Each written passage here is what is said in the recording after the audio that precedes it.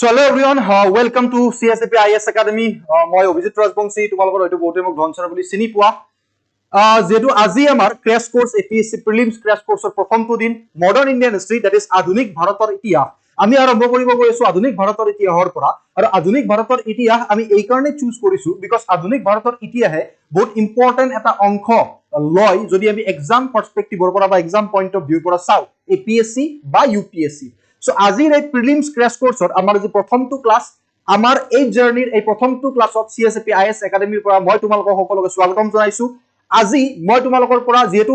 মই just 10 minute এটা তোমালোকৰ পৰা ল'ব খুজিছো 10 মিনিট নালাগে মোক 5 মিনিট দিয়া দন 5 মিনিট এটা যদি সময় দিয়া এই 5 মিনিটত যেহেতু আৰম্ভণি আমাৰ সেই আৰম্ভণিখিনি মই 5 মিনিটৰ জৰিয়তে কৰি কন্টিনিউয়াসলি আমি একেলেথাৰিয়ে পঢ়ি যাম যেহেতু আমাৰ হাতত সময় বহুত কম যিমানখিনি সময় পাইছো আমি ম্যাক্সিমাম টু ম্যাক্সিমাম content আমি একেলগে ডিসকাস কৰিবলৈ চেষ্টা কৰিম not only prelims main specificৰ পৰা আমি কিছুমান বস্তু চাম যিবোৰ এক্সাম পইণ্ট অফ ভিউৰ পৰা আহাৰ চান্স আছে বিকজ আজিৰ সময়ত তুমি গম পোৱা যে APSc ৰ কোৱেশ্চন পেপাৰৰ লেভেল কোনটো হয় সো মোক তোমালোকে 5 মিনিট দিয়া আৰম্ভণি যেহেতু আজি প্ৰথম আৰম্ভণি আজি প্ৰথম ক্লাস সো আমি কেনেকুৱাকে চাম এতিয়া চোৱা আমি আজি ক্ৰেশ কোৰ্সৰ মডাৰ্ন ইণ্ডিয়ান হিষ্ট্ৰী প্ৰথমটো ক্লাস আমাৰ হাতত 8টা ক্লাস আছে টোটাল 8 ক্লাসত আমি গোটেই মডাৰ্ন ইণ্ডিয়ান হিষ্ট্ৰী বহুত ধুনিয়াকে সিস্টেমেটিক ভাবে ক্লিয়াৰ কৰিব লাগিব আমি বুজিব লাগিব তাৰ লগত আমি প্ৰিভিয়াস ইয়াৰ কোৱেশ্চন আৰু লগতে প্ৰবেবল কোৱেশ্চন আমি ডিসকাস কৰিব লাগিব আজি আমাৰ প্ৰথমটো ক্লাস মই অভিজিত ৰাজবংশী ইয়াত তোমালোকে মোৰ বিষয়ে দেখিছা মই দুখন বুক যেটো আমি সফট কপি তোমালোকে পাবা এখন হল অসমৰ বৰ্ণিল ইতিহাস যত তোমালোকে অসমীয়া আসাম হিষ্ট্ৰী বহুত ধুনিয়াকে সিস্টেমেটিক এটা স্টাইলত তোমালোকে অসমৰ বৰ্ণিল ইতিহাস বুকখনত পাবা যাৰ সফট কপি অলৰেডি মই ফ্ৰী অফ কষ্ট প্ৰোভাইড কৰি দিছো গোটেই অসমৰ ছাত্ৰ ছাত্ৰীসকলৰ কাৰণে তোমালোকে যদি মোৰ টেলিগ্ৰাম চেনেলত জয়েন হোৱা মোৰ টেলিগ্ৰাম চেনেল হল তুমি যদি ধনসাৰ বুলিও সাৰ্চ কৰিব পাৰা DHAN ধনসাৰ বুলি সাৰ্চ কৰিব পাৰা টেলিগ্ৰামত গৈ নাইবা যদি ধনসাৰ বুলি সাৰ্চ কৰিলে নাহে @ABHIZITRAZ33 ABHIZITRAZ33 বুলি সাৰ্চ কৰিবা ধনসাৰ বুলি আহিব তাত তোমালোকে জয়েন হ'ব পৰা অলমোস্ট 12000 ষ্টুডেন্ট অলৰেডি আছে আমাৰ এই গ্ৰুপত যত মই পিন কৰি থৈ দিছো অসমৰ বৰ্ণিল ইতিহাস যিখন বুক আছে তাৰ বুকখনৰ সফট কপি তোমালোকে PDF কৰি উলিয়াই ল'ব পাৰা আৰু সকলোতকৈ ডাঙৰ বস্তু এইটোৱে ডাঙৰ কথা এইটোৱে যে এই বুকখন প্ৰিলিমছ আৰু মেইনছৰ কাৰণে কমপ্লিট মানে গোটেইখিনি বস্তু আছে প্ৰিলিমছ আৰু মেইনছৰ অসমৰ বৰ্ণিল ইতিহাস সহজ ভাষাত লিখা আছে তাৰ লগতে সকলোতকৈ ডাঙৰ কথা হ'ল যে তোমালোকে বুকখনত এটা সাইডে অসমীয়াত পাবা আৰু এটা সাইডে ইংলিছত পাবা মানে ইংলিশ প্লাস এছএমএছ দুয়োটা মাধ্যমতে এই বুকখন পাবা ফ্ৰী অফ কষ্ট ধনসাৰ টেলিগ্ৰাম গ্ৰুপত জয়েন কৰিবা অভিজিত ৰাজ 33 বুলি সাৰ্চ কৰিলে আহিব তাত জয়েন কৰিবা 12000 ষ্টুডেন্ট আছে অলৰেডি আমাৰ APSc কাৰণে প্ৰিপেয়াৰ কৰি থকা তাত তোমালোকে যাবা পিন কৰাই আছে অসমৰ বৰ্ণিল ইতিহাস আৰু মই ভাবো তোমালোকে এটো যেতিয়া আমি সমগ্ৰ বিষয়ৰ ওপৰত আলোকপাত এখন Indian history ancient history medieval history modern history Indian geography Indian economy তাৰ লগত Indian polity Assam history Assam economy art and culture এই গোটেই বস্তুবোৰৰ ওপৰত একদম NCERTৰ যিবোৰ একদম ইম্পৰ্টেন্ট পইণ্ট সেইবোৰ বাছি মই এখন বুক তোমালোকৰ কাৰণে উলিয়াইছিলো সমগ্ৰ বিষয়ৰ ওপৰত আলোকপাত তোমালোকে সেইখনো চেক কৰিব পাৰা সো মডাৰ্ন ইণ্ডিয়ান হিষ্ট্ৰী আজিৰ প্ৰথমটো ক্লাছত আমি পঢ়িম এডভেন্ট অফ ইউৰোপিয়ানছ অকল কেনেকৈ আহিছিল তেওঁলোকৰ কোন ইউৰোপিয়ানছ আহিছিল ভাৰতলৈ তেওঁলোকৰ ইকনমিক পলিচিজ বোৰ কি আছিল আৰু তেওঁলোকে সামাজিক আৰু সাংস্কৃতিক কি ইম্প্যাক্ট পেলাইছিল সমাজত আৰু সংস্কৃতিত কি ইম্প্যাক্ট পেলাইছিল ভাৰতত তাৰ বিষয়ে আজি আমি ডিসকাস কৰিম ফাইন মই মোবাইল নাচাও মই কমেন্ট এতিয়াতে নাচাও তোমালোকৰ যেটো আমাৰ হাতত সময় বহুত কম আমি ভালদৰে পঢ়িব লাগিব হেখৰ পিনে যদি তোমালোকৰ কিবা ডাউট থাকে তোমালোকে হেখৰ পিনে ভালদৰে ক্লাসটো চাই মোক তোমালোকে কোৱেশ্চন সুধিব পাৰা fine okay let's start the session যদি আমি চাও প্ৰথমতে যেটো আজি প্ৰথম ক্লাস আমি গীতাৰ এটা শ্লোকৰ জৰিয়তে আৰম্ভণি কৰিব খুজিছো যাৰ মিনিং হৈছে it cannot be stolen by thieves nor can be taken away by the kings it cannot be divided among brothers it does not have a weight if spent regularly it always keeps growing the wealth of knowledge the wealth of knowledge is the most superior wealth of all so এই ধুনিয়া এটা quotation গীতাৰ এটা শ্লোকৰ জৰিয়তে আমি আজিৰ ক্লাসটো আৰম্ভণি কৰিবলৈ ওলাইছো যে আজিৰ পৰা আমাৰ 8টা ক্লাস কন্টিনিউয়াসলি 8 দিনৰ ভিতৰত আমি মডাৰ্ন ইণ্ডিয়ান হিষ্ট্ৰী আধুনিক ভাৰতৰ ইতিহাস ইমান ধুনীয়াকে কমপ্লিট কৰিম যেটো লেভেলত যদি তোমালোকে কমপ্লিট কৰা আমাৰ লগত একেলগে থাকি যদি আমি একেলগে যেটো লেভেলত কমপ্লিট কৰো তাৰ জৰিয়তে তোমালোকে প্ৰিলিমছ বা মেইনছৰ তোমালোকৰ বহুত বেছি সহায় হ'ব so let's start the session আশা সকলো আশা বহুত ষ্টুডেন্ট বলে গুছি গলা মই শুনিছো বাট আজিৰ এই ক্লাছটোৰ পিছত তোমালোকে মডাৰ্ণ ইণ্ডিয়ান হিষ্ট্ৰী বা ইণ্ডিয়ান হিষ্ট্ৰী ভাৰতৰ ইতিহাস তোমালোকে যিমান বেয়া নোপোৱা কিয় যিমানে বেয়া নোপোৱা কিয় তোমালোকে মডাৰ্ণ ইণ্ডিয়ান হিষ্ট্ৰী হৈ যাওক এনচিয়েন্ট মেডিয়েভল তোমালোকে হিষ্ট্ৰী বা ইতিহাসৰ ক্লাছ পঢ়িবলৈ তোমালোকে কুণ্ঠাবোধ নকৰিবা এটো মোৰ ফালৰ পৰা আশা চোৱা আজিৰ ক্লাছ আৰম্ভ কৰি ধন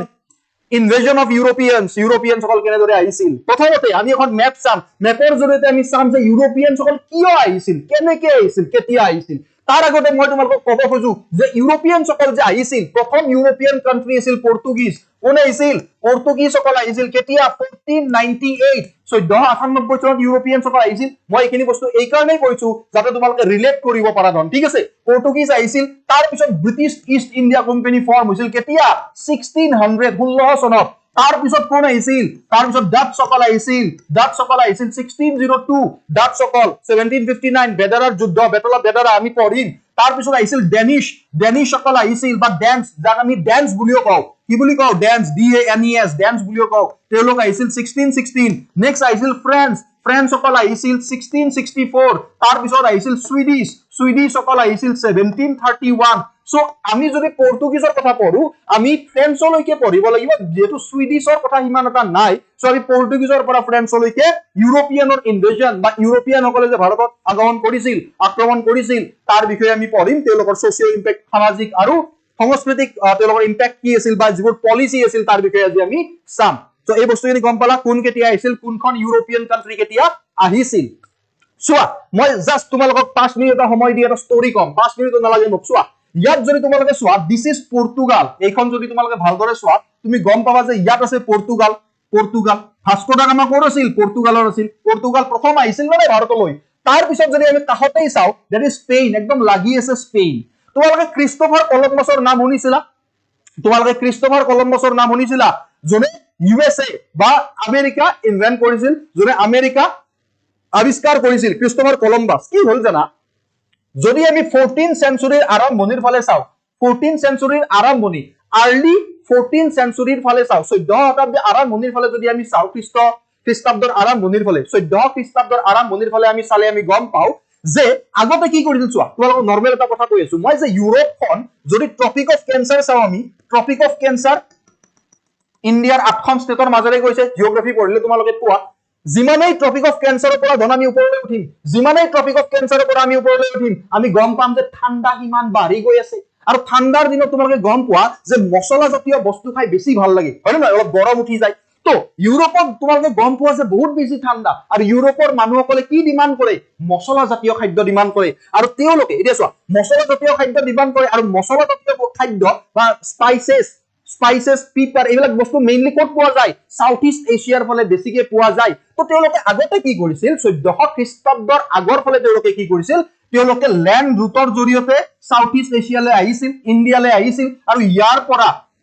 পৰা তেওঁলোকে লৈ গুছি গৈছিল ট্ৰেড কৰিছিল বাট কি হল এটা সময়ত 14th centuryৰ আগ ভাগত কি হল এই এৰিয়া যিখিনি আছে ন তাত আৰবিয়ান সকলে অধিপত্য বিস্তাৰ কৰিব ষ্টাৰ্ট কৰিলে তো কি হল এওঁলোকৰ যেটো ল্যান্ড ৰুট আছিল সেই ল্যান্ড ৰুটটোৰে তেওঁলোকে ট্ৰেড কৰিব নোৱাৰা হল বুজি গলা ল্যান্ড ৰুটটোৰে তেওঁলোকে ট্ৰেড কৰিব নোৱাৰা হল তেতিয়া ইউৰোপিয়ান সকলে ভাবিলে যে এটা কাম কৰা যাওক আমি ইণ্ডিয়ালে বা সাউথ ইষ্ট এছিয়ালে আমি সি ৰুট ডেভেলপ কৰো কি ডেভেলপ কৰো সি ৰুট তেতিয়া এজন ইটালিয়ান সেইলাৰ আছিল ইটালী শুনা ক্ৰিস্টোফাৰ কলম্বাছৰ জন্ম হৈছিল ইটালী বাট তেওঁ কোনজন ৰজাৰ আন্ডাৰত স্পেইনৰ ৰজাৰ আন্ডাৰত বা স্পেনিছ ৰজাৰ আন্ডাৰত তেওঁ কি কৰিছিল নিজৰ ভয়েস স্টাৰ্ট কৰিছিল সো ক্ৰিস্টোফাৰ কলম্বাছ গ'ল স্পেইনৰ ৰজাৰ ওচৰলৈ কলে যে আপুনি মোক জাহাজ আৰু সৈন্য দিয়ক মই আপোনাক সি ৰুট ডিসকভাৰ কৰি দিম যিমান প্ৰফিট হ'ব তাৰ আমি দুটাই মোক কিবা এটা পৰচন দিলে হল আপোনাৰে বেছি প্ৰফিট সেই কথা শুনি স্পেইনৰ ৰজাই কলে ঠিক আছে তেওঁ জাহাজ দিলে আৰু সৈন্য দিলে ক্ৰিস্টোফাৰ কলম্বাছ ইয়াৰ পৰা স্পেইনৰ পৰা ৰাওনা হল ইণ্ডিয়া ডিসকভাৰ কৰিবৰ কাৰণে তেওঁ যাব লাগিছিল এইফালে বাট তেওঁ গুছি গল এইফালে বুজি পালা আৰু তাৰ পিছত তেওঁ ডিসকভাৰ কৰিলে আমেৰিকা এতিয়া তেওঁ গৈ কিনে কলে যে আমি আমেৰিকা ডিসকভাৰ কৰিছো আমেৰিকা সকলোৱে গম পালে আমেৰিকা ডিসকভাৰ কৰা বুলি বাট পিছলৈ যেতিয়া ভিতৰলৈ গুছি গৈ আছিল তেওঁটো দেখিলে যে বেছিভাগ মানুহ মানে ইলিটাৰেট হয় আৰু ইণ্ডিয়াত সেই সময়ত ৰজা মহাৰাজা আছিল সকলোৱে গম পাইছিল তো তেও গম পালে যে এখন ইন্ডিয়া নহয় আৰু পিছলৈ সেই কাৰণে এই যিখন 14 কেৰিবিয়ান কান্ট্ৰি আছে গোটেইবিলাকক আমি কি বুলি কওঁ ওয়েস্ট ইন্ডিজ বুলি কওঁ ইন্ডিয়াৰ পৰা আহিছে কাৰণ এখন মেপত যদি আমি চাও এইফালে থাকে কি থাকে এইফালে ওয়েস্ট আৰু এইফালে থাকে ইষ্ট ওপৰৰ ফালে নৰ্থ এইফালে সাউথ আৰু যেহেতু ইন্ডিয়া বুলি নাম দিছিল ওয়েষ্টৰ ফালে আছে দ্যাট ইজ হোৱাই এই নামটো তেও যেহেতু ইন্ডিয়া নাম দিছিল পিছলৈ এই জায়গাখিনিক ওয়েস্ট ইন্ডিজ বুলি ক'লে পিছত পৰ্তুগালৰ যিজন সেইলাৰ আছিল ভাস্কো দা গামা তেও সেম বস্তু গৈ পৰ্তুগালৰ ৰজাক ক'লে পৰ্তুগালৰ ৰজাৰ পৰা জাহাজ লৈ আৰু তেও এই ফালেৰে নিজৰ যাত্ৰা আৰম্ভ কৰিলে কেপ অফ গুড হপত মাজতে ৰখিছিল তাৰ পিছত তেও আহি এই ফালে কেৰালা পালে এতিয়া তেও সহায় কৰিছিল ইবান মজিদ বুলি এজন মানুহে আমি পঢ়িবলৈ পাম ইবান মজিদ বুলি এজন মানুহে যিজন তেখেতৰ মানে জাহাজ চলোৱা সেইলাৰ আছিল তো তেও আহি জামৰিনৰ তাত প্ৰথমতে তেও ফৌজ দিলে জামৰিনৰ ৰাজ্যত যৰ ৰুলাৰ আছিল জামৰিন ঠিক আছে জামৰিনে তেখেতক ট্ৰেড কৰাৰ পাৰমিশন দিলে কিয় হেতু এটা কথা যে জামৰিনৰ ঘৈণীয়েকজনীয়ে বিচাৰিছিল যে এবাৰ ইমান ডাঙৰ জাহাজত উঠি এবাৰ সমুদ্ৰত এপাক মাৰি দিয়ক জামৰিনে ৰিকুৱেষ্ট কৰিছিল ভাস্কো দা গামাক আৰু ভাস্কো দা গামাই এপাক মৰাইছিল জামৰিনৰ ঘৈণীয়েকক ৰাণীক আৰু সেই কাৰণেই কোৱা হয় যে জামৰিনে পাৰমিশন দিছিল বাৰু যি কি নহওক সো এনেকেই 1498 ত ভাস্কো দা গামা কলৈ আহিছিল ভাৰতলৈ আহিছিল আকৌ তেখেতে 1502 ত আহিছিল কিছুমান বুকত 1501 বুলিও পাবা বাট ম্যাক্সিমাম 1502 এ তোমালোকে পাবা ওকে এতিয়া যদি চাও আমি পৰ্তুগীজৰ কথা প্ৰথমতে চাও চোৱা prince Henry of Portugal encourage voice Prince Henry of Portugal encouraged voyages for the discovery of sea route to India following with Bartolomeu Dias reached Cape of Good Hope in AD 1498. Bartolomeu Dias কি বলে Cape of Good Hope বলে 1498 আর Cape of Good Hope তোমালোকে জানা আফ্ৰিকাৰ তলৰ ফালে আছে Vasco da Gama colonial man from Lisbon discovered a new sea route from Europe to Asia via Cape of Good Hope কোনে আৰম্ভ কৰিলে কোনে sea route ডিসকভাৰ কৰিছিল ইউৰোপৰ পৰা ইন্ডিয়ালে কোনে কৰিছিল ইউৰোপৰ পৰা এছিয়ালে সি ৰুট ডিসকভাৰ কোনে কৰিছিল ভাস্কো দা গামা মনত ৰাখিবা কোন ভাস্কো দা গামা ওকে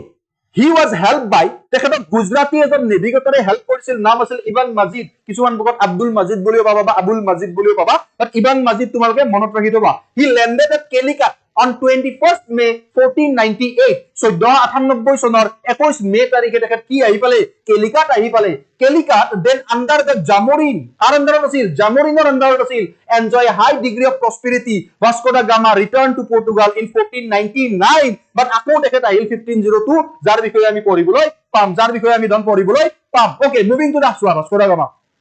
মই টাইম ওয়েস্ট নকৰো হা কমেন্ট চাই এতিয়াই মই তোমালোকৰ কমেন্ট চাম একদম শেষৰ ফালে যেতিয়া আমাৰ ক্লাসটো খতম হ'ব তেতিয়া কিবা ডাউট থাকিলে উদিবা বিকজ টাইম ওয়েস্ট কৰিব নোৱাৰো আমি যেটো চিন্তা ধাৰা লৈছো সেই চিন্তা ধাৰাৰে আগুৱাম আমি সোৱা ওকে এই সেকেন্ড এক্সপেডিশন দ্বিতীয়বাৰ ভাস্কো দা গামা মন দিবা দ্বিতীয়বাৰ আন্ডাৰ ইয়াৰ আনপিছত কৈছে দ্বিতীয়বাৰ ভাস্কো দা গামাৰ আগতে আন্ডাৰ পেড্ৰো এলভাৰেজ কেব্ৰেল আহিছিল 1500 ত তাৰ পিছত এইটো সোৱা a fresh expedition under Vasco da Gama which started AD 1502 demanded from the Zamorin the banishment Muslim যিবোৰ resident আছিল তেওঁলোকক গুছাই দিব কৈছিল কেলিকাটৰ পৰা banishment of every Muslim resident from Calicut demand কৰা হল এতিয়া সোৱা প্ৰথমতে আহিল ট্ৰেডৰ কাৰণে তাৰ পিছত ডিমান্ড কৰা আৰম্ভ কৰিলে he strengthened the factories at Cochin and Cananor কিছুমান জায়গাত কন্নৌৰ বুলিও পাবা শুনা মেইন ইম্পৰ্টেন্ট বস্তুটো মনত ৰাখিবা যে যদি পোৰ্টৰ কথা কয় বন্দৰগাহৰ যদি কথা কয় যদি ফ্যাক্টৰীৰ কথা কয় তেতিয়া তোমালোকে গম পাবা যে পৰ্তুগীজ সকলৰ তিনিটা মেইন ফ্যাক্টৰী আছিল কি কি ধন এটাটো হ'ব কোচিন এটা কি হ'ব কোচিন নেক্সট আহিব কন্নৌৰ এটা যেটো আছে কানানৌৰ নেক্সট আহিব গোৱা আলফনসো দি আলবাৰ কিউৰিকিউৰ আন্ডাৰত আহিছিল হয় নে নহয় 1510 চনত আকৌ বিজাপুৰৰ সুলতানে লৈ ললে আকৌ আলফনসো দি আলবাৰ কিউৰিকিউৱে লৈ ললে তো তাৰ বিষয়ে আমি পঢ়িম যি কি নহওক এই তিনিটা পোৰ্ট বা বন্দৰগাহৰ ভিতৰত প্ৰথম যি দুটা আছিল ন এই দুটা আৰম্ভণি আছিল য'ত ভাস্কো দা গামা ৰিলেড হৈ আছিল গোৱাত কিন্তু ভাস্কো দা গামা নাছিল তেতিয়া আলফনসো দি আলবাৰ কিউৰিকিউ আছিল মই তেনেকৈ উচ্চাৰণ কৰো তোমালোকে বেলেগ কিয় কৰিব পাৰা যিহে নাম যিটো হে নাম ধন দিয়া বাদ দিয়া ওকে ভাল নাম না অভিজিত হওক তোমালোকৰ যদি নাম হওক কিমান ধুনীয়া নাম হা আলবাৰ কিউৰিকিউ ওকে যি কি নহওক কিয় Cochin and Cannanore and left a squadron to supervise the Malabar coast আৰু যেতিয়া তেখেত গুচি গ'ল তেখেতে সুপাৰভাইজ কৰিবৰ কাৰণে মালাবাৰ কোষ্ট দি গ'ল to destroy all Arab vessels coming to it from the Red Sea পৰা যিমান আৰব ভেসেলস আহে সেইবোৰক ডেস্ট্ৰয় কৰিবৰ কাৰণে তেখেতে পাৰমিশন দি গ'ল তেখেতে কৈ গ'ল পৰ্তুগীজ সকলক এটা মেইন কথাটো হ'ল যে সেই সময়ত পৰ্তুগীজ সকল বা ইউৰোপিয়ান সকল প্ৰথম ভাগত ইউৰোপিয়ান সকল যেতিয়া ভাৰতলৈ আহিছিল প্ৰথম ভাগত মেইন অপোনেন্ট কোন আছিল জানানে নাই আৰব মুসলিম ফ্লিট ওকে তেওঁলোক আছিল তো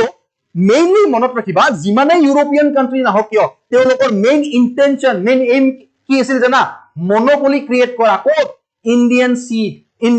ভাৰত মহাসাগৰত মনোপলি ক্ৰিয়েট কৰা this is the main intention of every Europeans okay The Portuguese maritime empire acquired the name very important যদি হুদে পৰ্তুগীজৰ যেটো মেৰিটাইম সমুদ্ৰৰ যিখন এম্পায়াৰ the Portuguese সকলে সমুদ্ৰ যেটো মনোপলি তেওঁলোকে নিজৰ কেৱল নিজৰ অধিকাৰ একমাত্ৰ পৰ্তুগালৰ অধিকাৰ সাব্যস্ত কৰিব খুজিছিল তেওঁলোকে ভাৰত মহাসাগৰক তাৰ কাৰণে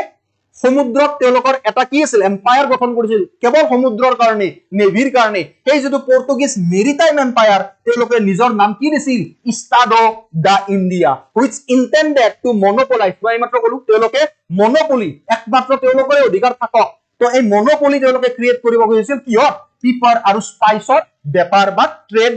অফ দা ইষ্ট পূবৰ ফলে পিপাৰ আৰু স্পাইচৰ বেপাৰত বা বাণিজ্যত একমাত্ৰ তেওঁলোকৰ অধিকাৰ থাকিব লাগে বুলি তেওঁলোকে ডিমান্ড কৰিছিল যাৰ কাৰণে তেওঁলোকে যিমান পাৰে হিমান নিজৰ অধিপত্য বিস্তাৰ কৰিব খুজিছিল ভাৰত মহাসাগৰত বুজি পালা নাই বুজি পাই আছে ধন তেওঁলোকে ভাৰত মহাসাগৰত নিজৰ অধিপত্য বিস্তাৰ কৰিব খুজিছিল ওকে সাউন্ড আইছে নাই আইছে okay okay very good next important Portuguese governors very important আমি important Portuguese governor বিষয়ে জানিব লাগিব ফ্ৰান্সিসকো ডি আলমাইডা আলফোনসো দেন নিনো দা কানহাসোৱা important Portuguese governor প্ৰথমতে আহিব ফ্ৰান্সিসকো D আলমাইডা why Francisco de Almeida is important because he started the blue water policy মনত ৰাখিবা কি blue water policy আৰম্ভ কৰিছিল কোনে ৰন ফ্ৰান্সিসকো ডি আলমাইডা কিমান সময়ৰ পৰা 1505 চনৰ পৰা 1509 চনলৈ কোন আছিল ফ্ৰান্সিসকো D আলমাইডা first governor he is the first governor of Portuguese territory Portuguese territory প্ৰথম গভৰ্ণৰ আছিল কোন Portuguese territory প্ৰথম গভৰ্ণৰ আছিল ফ্ৰান্সিসকো D আলমাইডা who also fortified Fort Manuel in Cochin and built a fort at Anjeliva very important so Francisco de Almeida কি কৰিছিল ঘৰ বনাইছিল ক'ত কোচিনত আৰু ক'ত Anjeliva very important Anjeliva এটো বেলেগত নাপাবা ইউনিক হয় নেক্সট ওয়ান কি হ'ল Francisco de Almeida এজন পুত্ৰ আছিল Francisco de Almeida এজন পুত্ৰ আছিল কি হ'ল জানা এবাৰ কি হ'ল যে 1508 ত চোৱা জানুৱাৰী 1508 ত তোমালোকে চোৱা জানুৱাৰী 1508 ত এখন যুদ্ধ হ'ল জানুৱাৰী 1508 ত এখন যুদ্ধ হ'ল ঠিক আছে আৰু এই যুদ্ধখনত পৰ্তুগীজৰ হৈ ক'ত হৈছিল জানা নিয়াৰ চাউলৰ ওচৰত যুদ্ধ এখন হৈছিল চাউলৰ এখন চাউল বুলি ক'লে ৰাইজ জানো না চল তো চলৰ ওচৰত এখন যুদ্ধ হৈছিল জানুৱাৰী 1508 চনত তাৰ মাজত এটা সাইডে আছিল পৰ্তুগীজ এটা সাইডে আছিল মুছলিমৰ এটা গ্ৰুপ মুছলিম ফ্লিট এটা গ্ৰুপ আছিল পৰ্তুগীজৰ যিটো পৰ্তুগীজৰ ট্ৰুপস আছিল বা সৈন্য আছিল সেই পৰ্তুগীজৰ ট্ৰুপছক কোনে লিড কৰিছিল কোনে লিড কৰিছিল ফ্ৰান্সিসকো ডি আলমাইডাৰ পুত্ৰই লিড কৰিছিল কিন্তু কি হ'ল জানা এই যে জানুৱাৰী 1508 ত 1508 চনৰ জানুৱাৰীত যিখন যুদ্ধ হ'ল পৰ্তুগীজ আৰু মুছলিম গ্ৰুপৰ মাজত পৰ্তুগীজক জনে লিড কৰি আছিল ফ্ৰান্সিসকো ডি আলমাইডাৰ পুত্ৰ এই যুদ্ধত পৰ্তুগীজ হাৰি থাকিল আৰু ফ্ৰান্সিসকো ডি আলমাইডাৰ পুত্ৰৰ মৃত্যু হ'ল তাকে কৈছে who was killed in January 15 আৰু ইয়াৰ বদলা লবৰ কাৰণে নেক্সট এক বছৰ পিছতেই ফেব্ৰুৱাৰী 1509 ত আকৌ এবাৰ যুদ্ধ কৰিলে কোনে পৰ্তুগীজ সকলে ফ্ৰান্সিসকো ডি আলমাইডাই কাৰ লগত সেই সেম মুছলিম গ্ৰুপটোৰ লগত কিন্তু এইবাৰ পৰ্তুগীজৰ কমান্ডাৰৰ বা সেনাপতিৰ যেটো সিট আছিল এটো কোনে নিজে ললে ফ্ৰান্সিসকো ডি আলমাইডাই নিজে ললে কাৰণ আগৰবাৰ পুত্ৰৰ মৃত্যু হৈছিল আৰু এই যুদ্ধত এইবাৰ মুছলিম যেটো ফ্লিট আছিল এটো হাৰি থাকিল মুছলিম ফ্লিট কি হ'ল হাৰি থাকিল ফাইন ফ্ৰান্সিসকো ডি আলমাইডা চাব পৰা বুজি পালা হাৰি থাকিল বুজি পাইছানে নাই আলফোনসো ডি আলবা কিউ তোমালোকে ইয়াক নিজে মই তোমালোকক এৰি দিছো স্পেলিং তোমালোকে প্ৰনাউন্সিয়েচন যেনেকৈ কৰিব পাৰা বৰ ইজি লাগে মানে মই তেনেকৈ মাতো বেলেগকে মাতে উপাধিটো ইমান দীঘল কি করি উপায় নাই ন বুজি পালা নাই উপায় নাই ওকে জোস পঢ়িব নিদিও দিয়া 2 ঘন্টা আছে 2 ঘন্টা ক্লাস কৰিলা এতিয়া যদি মই জোস কমাই দিও ন তোমালোক নিজে বৰ হৈ যাবা চোৱা আলফোনসো ডি আলবা কিউ কিমান চনৰ পৰা 1509 ৰ পৰা 1515 চনলৈ the conquest of Goa from Adil Shahi Sultan of Bijapur মই অলৰেডি এইমাত্ৰ কৈছিলো যে বিজাপুৰত আদিল শাহী সুলতানৰ পৰা আলফোনসো ডি আলবা কিউৰিকে কি ললে গোৱাখন নিজৰ আন্ডাৰত লৈ ললে 1510 চনত লৈ ললে দিয়া আছে ফেব্ৰুৱাৰী 1510 ত লৈ ললে কিন্তু কি হ'ল জানা এবাৰ তো লৈ ললে কিন্তু বিজাপুৰৰ সুলতানে কেইদিনমান পিছতে আকৌ এটেক কৰিলে কৰি গোৱাখন আকৌ পৰ্তুগীজৰ হাতৰ পৰা লৈ ললে মানে বিজাপুৰৰ আদিল শ্বাহী সুলতানে গোৱাখন আকৌ লবৰ কাৰণে আলফনসোয়ে কি কৰিব লগা হল সেকেন্ড বাৰ এটেক কৰিব লগা হল সেকেন্ড টাইম সেকেন্ড এক্সপেডিশন কৰিব লগা হল আৰু সেকেন্ড বাৰ এক্সপেডিশন কৰি যেতিয়া গোৱাখন নিজৰ আন্ডাৰত লৈ ললে তাৰ পিছত যাতে আদিল শ্বাহী সুলতান বা বিজাপুৰৰ সাহস বা বেলেগ কোনো সাহসে যাতে গোৱাক এটেক কৰিব নোৱাৰে তাৰ কাৰণে গোৱাৰ চাৰিওফালে গড় বনালে ফৰ্ট বনালে বুজি পালা কি বনালে গড় but as the city was quickly recaptured by the sultan of মই যিখিনি কল তাকে আছে সেকেন্ড এক্সপেডিশন কৰিলে হি ৰিকেপচাৰ্ড দ্য প্লেস আকৌ এবাৰ ললে আৰু ফৰ্টিফাই গড় বনোৱা ষ্টাৰ্ট কৰিলে কিহৰ কাৰণে যাতে পিছলৈ সাপ্লাই যাতে কোনো কৰিব নোৱাৰে the conquest of Goa put the seal on Portuguese naval supremacy along the southeast coast যদি আমি ভাৰতখন চাও তেতিয়া আমি গম পাম যে গোৱা এইখিনি আছে গোৱা এইখিনি আছে সো গোৱাৰ এইখিনি যদি কিবা ক্যাপচাৰ কৰি লবা পাৰে তেতিয়ালে সাউথ ওয়েস্ট কোষ্টৰ ফালে নিজৰ অধিপত্য বিস্তাৰ কৰিব পৰা যাব আৰু যেতিয়া গোৱা লৈ ললে ন আলফনসো ডি আলভাৰ কিউৰিকিয়ে তাৰ পিছত পৰ্তুগীজসকলৰ দমনীয়তা বা মানে পৰ্তুগীজসকলে নিজৰ অধিপত্য প্যাৰামণ্টি শো কৰিব ষ্টাৰ্ট কৰিলে সাউথ ইষ্ট ইন্ডিয়ান ওশানৰ ফালে মানে এই জায়গাখিনি বুজি পালা তাকে কৈছে ইয়াত বুজি পালা আই হোপ তোমালোকে বস্তুখিনি বুজি পাই আছা মই ভাবো তোমালোকে বস্তুখিনি বুজি পাই আছা না নাই ৰদ পাই আছা ওকে নেক্সট ওয়ান নিনো দা কানহা ভেৰি ইম্পৰ্টেন্ট নিনো দা কানহা তেখেতৰ কাৰ্যকাল 1529 ৰ পৰা 1538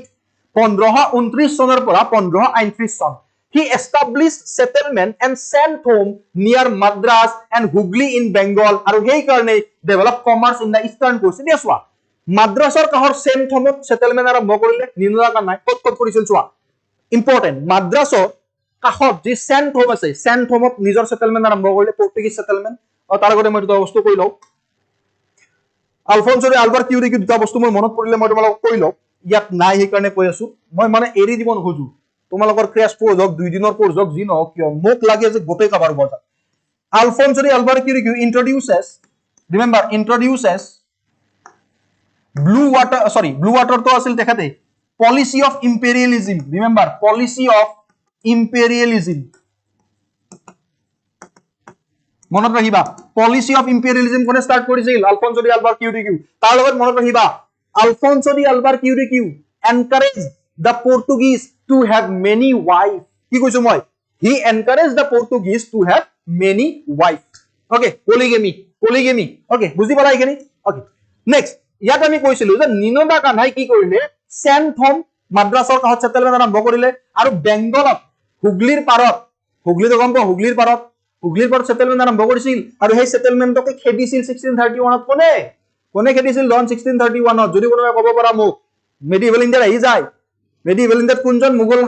সম্ৰাটে কোনজন মুঘল ৰুলাৰে খেদিছিল পৰ্তুগীজক 1631 ত হুগলিৰ পাৰৰ পৰা ওকে যি কি নহওক তো হুগলি ইন বেংগলত তেওঁলোকে নিজৰ সেটেলমেন্ট আৰম্ভ কৰিলে আৰু তেনেকৈ ইস্টাৰ্ন কোষ্টৰ ফালে পূব কোষ্টৰ ফালে তেওঁলোকে নিজৰ বিজনেস বা কমাৰ্চ আৰম্ভ কৰিলে in AD 1534 the Portuguese secured permission to build factories at Hatgaon and Chittagong from the Sultan of Bengal 1536 চনত 1534 ত পৰ্তুগীজ সকলে পাৰমিশন ললে ফ্যাক্টৰি সেটআপ কৰিবৰ কাৰণে কোট হাতগাঁও আৰু চিত্তগঙত তাৰ পৰা বেংগলৰ সুলতানৰ পৰা মনত ৰাখিবা কেতিয়া 1534 ত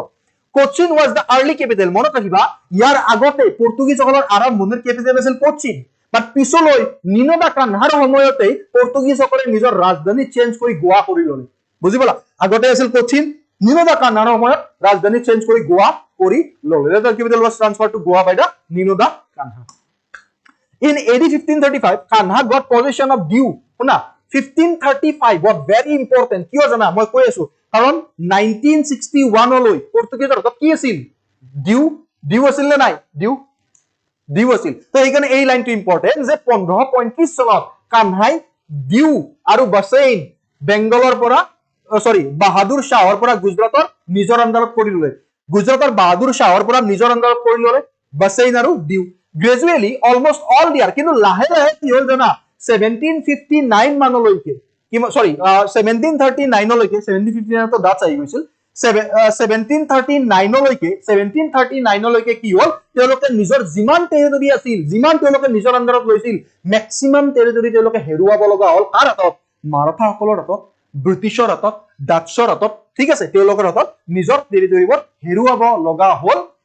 1739 লৈকে বহুত টেৰিটৰি তেওঁলোকে হেৰুৱাই পেলালে আৰু হেফলৈকে 1961 লৈকে তেওঁলোকৰ হাতত অনলি গোৱা ডিউ আৰু দামানহে বাকি থাকিল বুজি পালা জন বুজি পালা the Dutch তাৰ পিছত আহিছিল ডাচ সকল তাৰ পিছত কোনে আহিছিল ডাচ সকল চোৱা বেৰেনিক দি very important বেৰেনিক the অষ্টেণ্ডিসি কম্পেক্টনি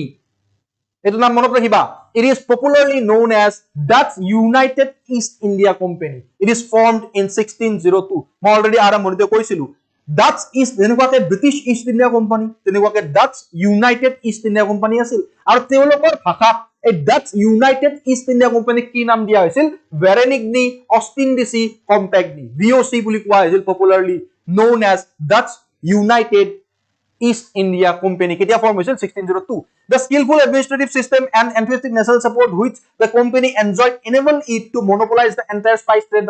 to Europe মানে তেওঁলোকৰ এডমিনিষ্ট্ৰেটিভ বহুত স্কিলফুল আছিল যাৰ কাৰণে পিছলৈ তেওঁলোকে যি স্পাইচৰ ট্ৰেড আছিল স্পাইচৰ যেটো বিজনেস আছিল স্পাইচৰ যি বেপাৰ বাণিজ্য আছিল তাত নিজৰ অধিপত্য স্থাপন কৰিবলৈ সক্ষম হ'ল তেওঁলোকে মনোপলাইজ কৰিবলৈ সক্ষম হ'ল পিছলৈ because of their skillful administrative system and enthusiastic national support ইয়াৰ কাৰণে তেওঁলোকে নিজৰ অধিপত্য বিস্তাৰ কৰিবলৈ সক্ষম হ'ল কি হয় স্পাইচৰ বাণিজ্য ঠিক আছে Dutch settlement in India. India Dutch settlement or বিষয়ে চাওয়া on Malabar coast. Malabar coast যদি আমি চাও the only port belonging to them on this side was Vangurla. Very important. Malabar coast or ফলে যদি আমি চাও আমি যদি southeast sorry yes southwest or ফলে যদি চাও আমি কেরালার ফলে তলর ফলে যদি আমি চাও এই পোরশন খিনি ইন্ডিয়ান পেনিনসুলার যদি ইন্ডিয়ান জিওগ্রাফি পঢ়িছে গম পোৱা ইন্ডিয়ান পেনিনসুলাৰৰ যদি এই পোৰশন খিনিতে আমি চাও তেওঁলোকৰ সেই জায়গা একমাত্ৰ পোৰ্ট কোনটো আছিল বেনগুৰলা আছিল ঠিক আছে টু দা নৰ্থ অফ গোৱাৰ নৰ্থৰ ফালে গোৱাৰ ওপৰত after bitter struggle for power Dutch were finally defeated by English আৰু পিছলৈ স্ট্ৰাগলৰ কাৰণে ইউৰোপিয়ান সকলৰ মাজত নিজৰ কাজিয়া লাগিছিল না নাই ইয়াৰ পিছৰ পাছৰ আমি পঢ়িবলৈ পাম অহাকালিৰ ক্লাসটো আমাৰ বহুত দীঘল হ'ব গৈ আছে ধন বহুত স্লাইড আছে বহুত বস্তু আছে তাত কভাৰ কৰিবৰ কাৰণে মই নাজানো অহাকালি 11টা বাজিব নে 12টা বাজিব বাট তোমালোকে থাকিব লাগিব মই মোৰ পৰা যিমান পাৰি ইমান কষ্ট কৰিম তোমালোকৰ এটা বস্তু এৰি নিদিও হিষ্ট্ৰী ওকে ফাইন তো চোৱা ইউৰোপিয়ান সকলৰ মাজত নিজৰ মাজতে কাজিয়া কিহৰ কাৰণে প্যাৰামাউন্টিক শো কৰিবৰ কাৰণে হেজিমনি শো কৰিবৰ কাৰণে পাৱাৰৰ কাৰণে বুজি পালা তো এই স্ট্ৰাগলৰ মাজতে ইউৰোপিয়ান সকলে নিজেই কাজিয়া কৰিছিল যেনেকুৱাকে ফ্ৰেন্স আৰু ব্ৰিটিছ সকলে লাগিছিল কাৰ্নেটিক ৱাৰ তেওঁলোকে ডাচ আৰু ইংলিছ সকলৰ মাজত কাজিয়া লাগিছিল আৰু এই কাজিয়া পিছফালে in the search of power or better struggle for power Dutch সকল ফাইনালি ইংলিছৰ হাতত হাৰি থাকিল কেতিয়া জানা 1759 ইন দা বেটেল অফ বেদাৰাৰ যুদ্ধত আছে ন yes battle of Bedara 1759 finally Dutch সকল হাৰি থাকিল কাৰ হাতত ইংলিছ সকলৰ হাতত অন কৰমণ্ডল কোষ্টত কেনেকুৱাকে তেওঁলোকে নিজৰ ট্ৰেড কৰিছিল কোনে Dutch সকলে after an earlier abortive attempt to start trade at Surat and on the Malabar coast Admiral remember Van der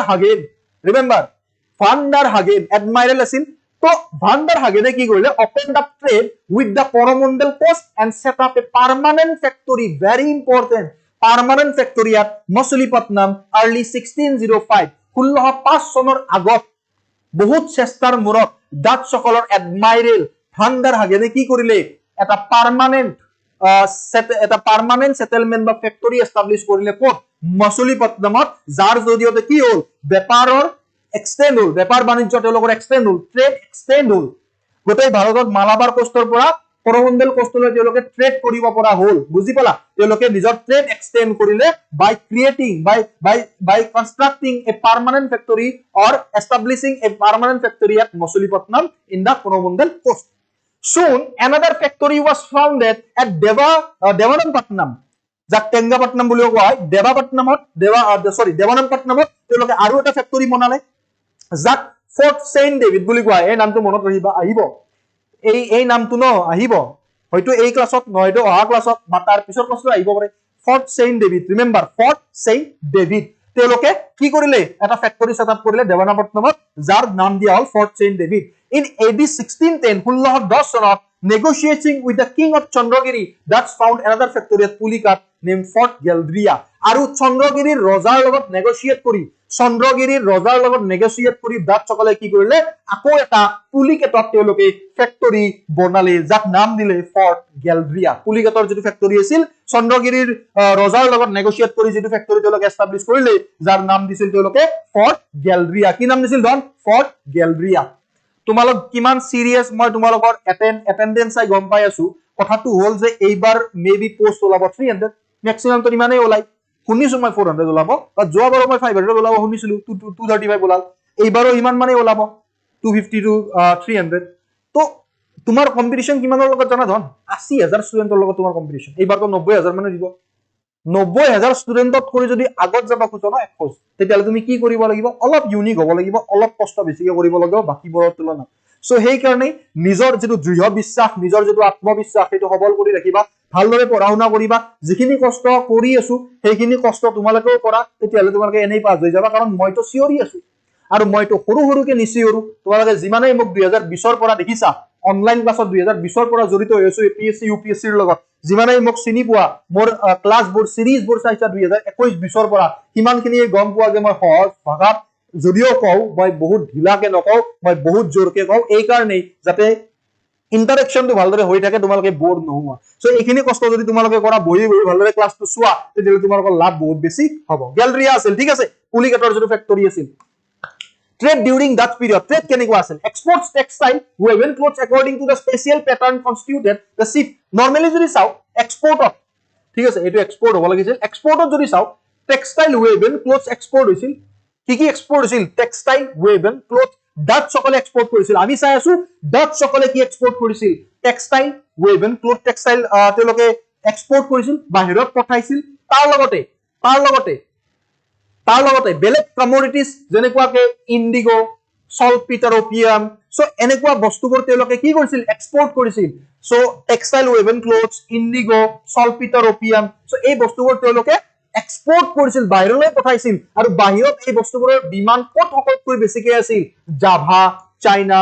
ঠিক আছে সো এইবোৰত তেওঁলোকৰ বেছি এই বস্তুবোৰৰ বেছি ডিমান্ড আছিল যাৰ জৰিয়তে তেওঁলোকে বহুত প্ৰফিট আৰ্ন কৰিছিল imported যদি চাও imported যদি আমি চাও imported as regarding import apart from spices ৰ বাহিৰেও chief article of import কি আছিল সোৱা sandalwood আছিল sandalwood spices তো আছিল এৰ লগতে sandalwood আছিল pepper আছিল এইবোৰ archipelago পৰা তেওঁলোকে import কৰিছিল যদি হুদে যে sandalwood বা pepper তেওঁলোকে কৰ পৰা import কৰিছিল ডাচ সকলে কৰ পৰা import কৰিছিল archipelago পৰা copper তেওঁলোকে জাপানৰ পৰা import কৰিছিল টেক্সটাইল তেওঁলোকে চাইনাৰ পৰা ইম্পোৰ্ট কৰিছিল কোনে ডাচ সকলে বুজি পাইছা মই কি কৈছো তাক শৰ্ট ভাষাত তোমালোকে লিখিব পাৰা এতিয়াতো মই বাৰু তোমালোকক লিখিব তোমালোকে মেবি সময় পোৱা নাই যেতিয়া তোমালোকে সিভিল সাৰ্ভিস ৰিচিভাৰ্স পইণ্টছৰ এই যেটো গুৰু দক্ষিণা যে 100 টকাটো তাত জড়িত হলে তাত তোমালোকে টেস্ট সিৰিজ পাবা মোৰ দেন সাফিশিয়েন্ট টেস্ট সিৰিজ তোমাক 2000 টকাটো কোনো দিয়া নাই বেলেগ কোচিং ইনষ্টিটিউটে তাত কৰি বেছি টেস্ট সিৰিজ পাবা ম্যাগাজিনৰ কথা কও মই এটা কথা কও ডন অসমত কৰি ভাল ম্যাগাজিন ন দুখন ইনষ্টিটিউটৰ আছে এখন ইনষ্টিটিউট CSAP IS একাডেমি মই মনৰ পৰা কৈ আছো তুমি কম্পেয়াৰ কৰি চাবা বেলেগ যিমান নামি দামি কোচিং ইনষ্টিটিউট কিহৰ পৰা চলি আছে না নামৰ পৰা চলি আছে প্ৰমোশনৰ পৰা চলি আছে হয়তো CSAP IS একাডেমি প্ৰমোশন কৰা নাই হিমানখিনি আজি 7 বছৰে লৈকে আৰু এতিয়া ভাবিছে যে প্ৰমোশন কৰিম আমি আৰু হসা অৰ্থত কাৰণ ম্যাগাজিনৰ তুমি কন্টেন্ট বা কোৱালিটি চাবা বাকি নামি দামি কোচিং ইনষ্টিটিউট কৰি বহুত ভাল কন্টেন্ট দিয়া যায় আমাৰ ম্যাগাজিনত আমাৰ বাইৰে আৰু এখন ম্যাগাজিন ভাল আছে মই পঢ়ি নিজে কৈছো বাট সেইখন একদম সৰু ইনষ্টিটিউট নাম কোটো লব নোৱাৰি বাৰু একদম সৰু বাট সকলোত কৰি ভাল CSP IS একাডেমি তুমি চাবা কন্টেন্ট চাবা ম্যাগাজিন চাবা তুমি দেখিবা ঠিক আছে তো গোটেই ম্যাগাজিন পাবা টেস্ট সিরিজ পাবা এই ক্লাস বোৰৰ পিপিটি বোৰ তোমালোকে পাবা তো গোটেই আদাৰ মেটেৰিয়েলছ গোটেইখিনি বস্তু পাবা 100 টকা তাত গলে তোমালোকে এই যেতিয়া পঠাই দিম ন এই পিপিটি টো তোমালোকে পাবা CSP IS একাডেমি যেতিয়া ডাউনলোড কৰি তাত জয়েন হবা তাত তোমালোকে এই বস্তুখিনি গোটেই পাবা তেতিয়া লিখিব পাৰিবা পঢ়ি ঠিক আছে এই বস্তুখিনি বুজি পালা ওকে ট্ৰেড ফ্ৰম বেংগলৰ পৰা যদি ট্ৰেড চাও ডাচ সকলৰ in Bengal the Dutch first established a factory at Pipli Dutch সকলে বেংগলত প্ৰথমতে কোট ফ্যাক্টৰী বনাইছিল ৰিমেম্বাৰ দিস ওয়ান ডাচ সকলে বেংগলত প্ৰথমতে কোট ফ্যাক্টৰী বনাইছিল Pipli but soon abandoned it for Balasore which was in turn neglected when a firm footing was obtained in Sinsura on the Hooghly remember প্ৰথমতে বনাইছিল পিপলি বাট পিছলৈ আহি পিপলিৰ ফেক্টৰীটো নোৱা হ'ল বা বন্ধ কৰি দিয়া হ'ল The Dutch constructed Fort Gustavus. Remember, he constructed কৰিছিল Fort Gustavus at Sinasura. Subsequently, they established factories at Kasim Bazar and Patna. আৰু লাহে লাহে তেওঁলোকে কাছিম বাজাৰ আৰু পাটনাটো তেওঁলোকে কি কৰিলে ফেক্টৰী এস্টাবলিশ কৰিলে কাছিম বাজাৰ ইজ ভেৰি ইম্পৰ্টেন্ট যদি আমি হিন্দু মহাসভা পইণ্ট অফ ভিউৰ পৰা চাওঁ হিন্দু মহাসভাৰ এটা মনি কেতিয়া আছিল জানা দম মডাৰ্ণ ইণ্ডিয়ান হিষ্ট্ৰী যদি চাওঁ আমি হিন্দু মহাসভা বুলি এস্টাবলিশ হোৱা আছিল প্ৰথমতে পাঞ্জাব হিন্দু মহাসভা বুলি 1909 ত এস্টাবলিশ হৈছিল আৰু সেই পাঞ্জাব হিন্দু মহাসভাকে পিছলৈ অল ইণ্ডিয়া হিন্দু মহাসভা বা নৰ্মেল হিন্দু মহাসভা কৰি দিয়া গ'ল 1915 ঠিক আছে তো Kasimbazar is very important from Hindu Mahasabha point of view ইয়াত কৈছে ডাচসকলে ফৰ্ট গুস্তাভাছ কনষ্ট্ৰাক্ট কৰিছিল চিনচুৰাত পিছলৈ তেওঁলোকে কাছিম বাজাৰ আৰু পাটনাটো নিজৰ ফেক্টৰী এস্টাবলিশ কৰিলে ডাচসকলে ইংলিছ তাৰ পিছত আহিল ইংলিছসকলৰ কথা মই তোমালোকক কৈ আছো ইংলিছৰ যদি আৰম্ভণি চাওঁ ন 1600 ত যদিও ইষ্ট ইণ্ডিয়া কোম্পানী ফৰ্ম হৈছিল 1599 তে ল্যান্ড ৰুটৰ জৰিয়তে বেপাৰ কৰিবৰ কাৰণে এজন ইংলিছমেন জন মিলডেন হল আহিছিল ভাৰতলৈ কোন ইষ্ট ইণ্ডিয়া কোম্পানী ফৰ্মেশন হোৱাৰ আগতে জন মিলডেন হল আহিছিল এজন ইংলিছ বেপাৰ মাৰ্চেন্ট আছিল ব্যৱসায়ী আছিল তেখেত ভাৰতলৈ আহিছিল 1599 ত কিহৰ জৰিয়তে ল্যান্ড ৰুটৰ জৰিয়তে ঠিক আছে পিছত যেতিয়া কুইন এলিজাবেথ 31 ডিসেম্বৰ 1600 টাইটেলৰ পিছত যেতিয়া তেওঁলোকে ইষ্ট ইণ্ডিয়া কোম্পানী খুলিলে তাৰ পিছত তেওঁলোকে ভয়েজ ষ্টাৰ্ট কৰিলে সি ৰুটৰ জৰিয়তে তেওঁলোকে ভয়েজ ষ্টাৰ্ট কৰিলে যদি চাও আৰম্ভণিতে যদি আমি চাও ন 1600 ৰ পৰা 1606 লৈকে 1600 চনত যেতিয়া ফৰ্ম হৈছিল তাৰ পৰা 1606 লৈকে দুটা ইংলিছ ভয়েজ মানে দুবাৰকে ইংলিছসকল বেপাৰ বাণিজ্য কৰিবলৈ আহিছিল সাউথ ইষ্ট এছিয়াৰ ফালে কিন্তু সেই সময়ত তেওঁলোকৰ মেইন ইন্টেনশন ভাৰত নাছিল তেওঁলোকৰ মেইন ইন্টেনশন আছিল সাউথ ইষ্ট এছিয়াৰ বেলেগ যিবোৰ টেৰিটৰি আছে যিবোৰ ৰাজ্য আছে যিবোৰ কিংডম আছে সেইবোৰ ফৰ এক্সাম্পল যদি তুমি জাভা সুমাত্ৰা ইন্দোনেছিয়া মালাক্কা তো এই জায়গাবোৰত তেওঁলোকে প্ৰথমতে আহিবলৈ চেষ্টা কৰিছিল আৰু সেই মতেই হ'ল যে 1600 ৰ পৰা 1606 ৰ ভিতৰত ইষ্ট ইণ্ডিয়া কোম্পানীয়ে দুটা ভয়েজ কৰিলে দুবাৰ তেওঁলোক আহিল সাউথ ইষ্ট এছিয়ালৈ আৰু এই দুবাৰ তেওঁলোক ভাৰতলৈ অহা নাছিল তেওঁলোক জাভা সুমাত্ৰা আৰু মালাক্কা আইল্যান্ডলৈ আহিছিল বাট 1606 ৰ পিছত তৃতীয় যিটো ভয়েজ ইংলিছসকলৰ ইষ্ট ইণ্ডিয়া কোম্পানীৰ সেই থাৰ্ড ভয়েজ 1608 ত হৈছিল আৰু সেইবাৰে অনলি প্ৰথমবাৰৰ কাৰণে ভাৰতত তেওঁলোকে প্ৰৱেশ কৰিছিল তাৰ বিষয়ে ইয়াত আছে finally with the third voyage in AD 1602 the English initiated the process of company trade with India আৰু সেই সময়ত ক্যাপ্টেন কোন আছিল উইলিয়াম হকিংছ আমি গম পাও যে মুঘল সাম্ৰাজ্য বা মুঘল ৰাজসভাত in the court of the মুঘলৰ ৰাজসভাত কোনজন ইংলিছ মেন প্ৰথমবাৰৰ কাৰণে আহিছিল পাৰমিশন বিচাৰি that is Sir William Hawkins কোন আহিছিল উইলিয়াম হকিংছ in 1609 কিছুমান বুকত তোমালোকে 1608 বুলিও পাবা কনফিউজ নহবা কিছুমান বুকত 1608 বুলিও পাবা বাট ম্যাক্সিমাম বুকত তোমালোকে 1609 বুলি পাবা তোমালোকে আৰু এই ক্যাপ্টেন উইলিয়াম হকিংছৰ পিছত দ্বিতীয়বাৰ আহিছিল কোন 1615 ত আহিছিল Sir Thomas Roe কোন আহিছিল Sir Thomas Roe